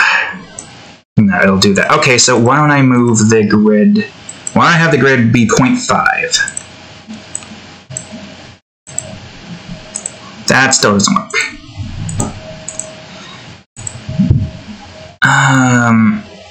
That's 5, that's not 0.5. Why can't I do 0.5? There. What? Why is it still not going in the direction I want it to go in? 0.33? Okay, well this is obviously Bork now. Okay, don't do that. Wait, huh? I didn't... Wait, what? I don't know what I did there. But this is apparently the size we want. Apparently. Also, that might change in size anyways. Okay, so let's see. Detect up. Tard. Why is that doing blocked up still? What? Okay. I don't know why this is happening all of a sudden. Because somehow that's detecting there's a solid object here, despite the fact that it's not. Tar is default. Nothing here changes that. The only thing that changes is the crate tar. How is this somehow screwing things up? Okay, detect up. I can't move. There we go. Why is it detecting the tar as that? That doesn't make any sense at all. Okay, let me see something for a second. I need to go to the player script. Detect up crate. It's detecting for layer 7. That's what it's doing. It is detecting layer 7. Is this somehow getting screwed up here? Now that's what I want to know. I don't need this grid. I'm going to move these two over here, and I'm going to see if this is somehow screwing up. Can I go to the player? No, I gotta manually go to the player.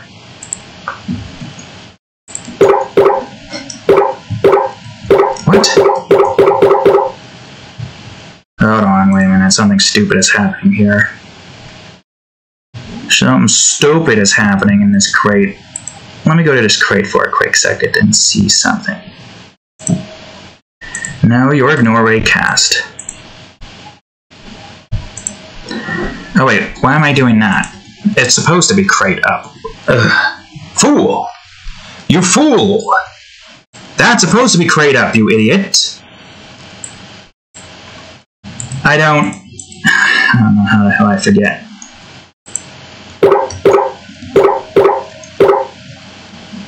Wait, why is that over there now? What? Wait a minute, hold on.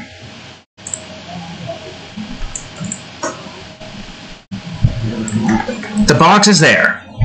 The box is there. But, oh, of course! How could I forget? Oh, that's... I forgot about that tidbit. Oh, right, that makes sense. As you increase the size, so does that. That doesn't really make sense entirely, but... Okay, it's fine. There was just a little weirdness happening. That's all there was to it, just a little bit of weirdness. Still, the crate tar didn't actually work the way it should have.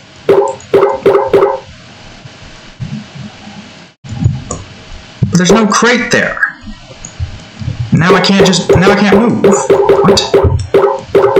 Oh, or the W key just was not pressing properly. Or I can't move.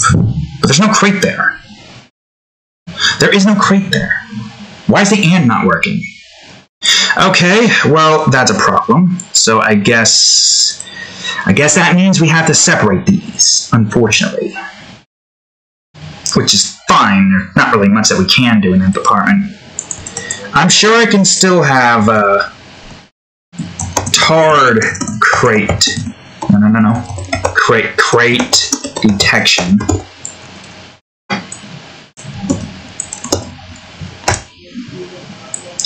So we don't need this, and we don't need this apparently, because apparently the and isn't being accounted for it. And instead it's just doing these are not supposed to be this. They're supposed to be this alongside it. I guess we just can't expect the system to do things properly. Oh wait, I gotta get rid of that. It still works though. It's still detecting the tag there. So I guess that's fine. It does what it needs to do. It prevents the player from going into the crate department. It doesn't like combine and screw things up, which is unfortunate that we can't just have it be the whatever the hell it needs to be.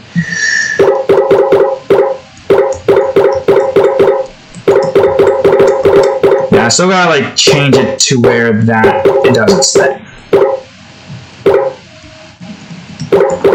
Oh, the enemy's stuck now. Hey, they combine. Nice. And there's one more little test that I want to do. One little test. Ah, shit. Okay. Oh, wait, that's fine. I can do this. Alright. Okay, well... There's still things that we have to figure out, but we are going to test this stuff off camera. Looks like I'm out of time for today, so there we go, folks. We made what we needed to do. I got to adjust the tar for a little bit, so yeah, anyways. Thank you all for watching today's episode of Game Crafters. If you enjoyed it, please leave a like, subscribe for more, check out that there playlist. And of course, the previous episode of Game Crafters right here, and if I can't get Minecraft back from freaking D Drive, the recent episode of Sonic Adventures 2 out. Anyways, thank you all for watching, and I'll see you all in the next episode. Later.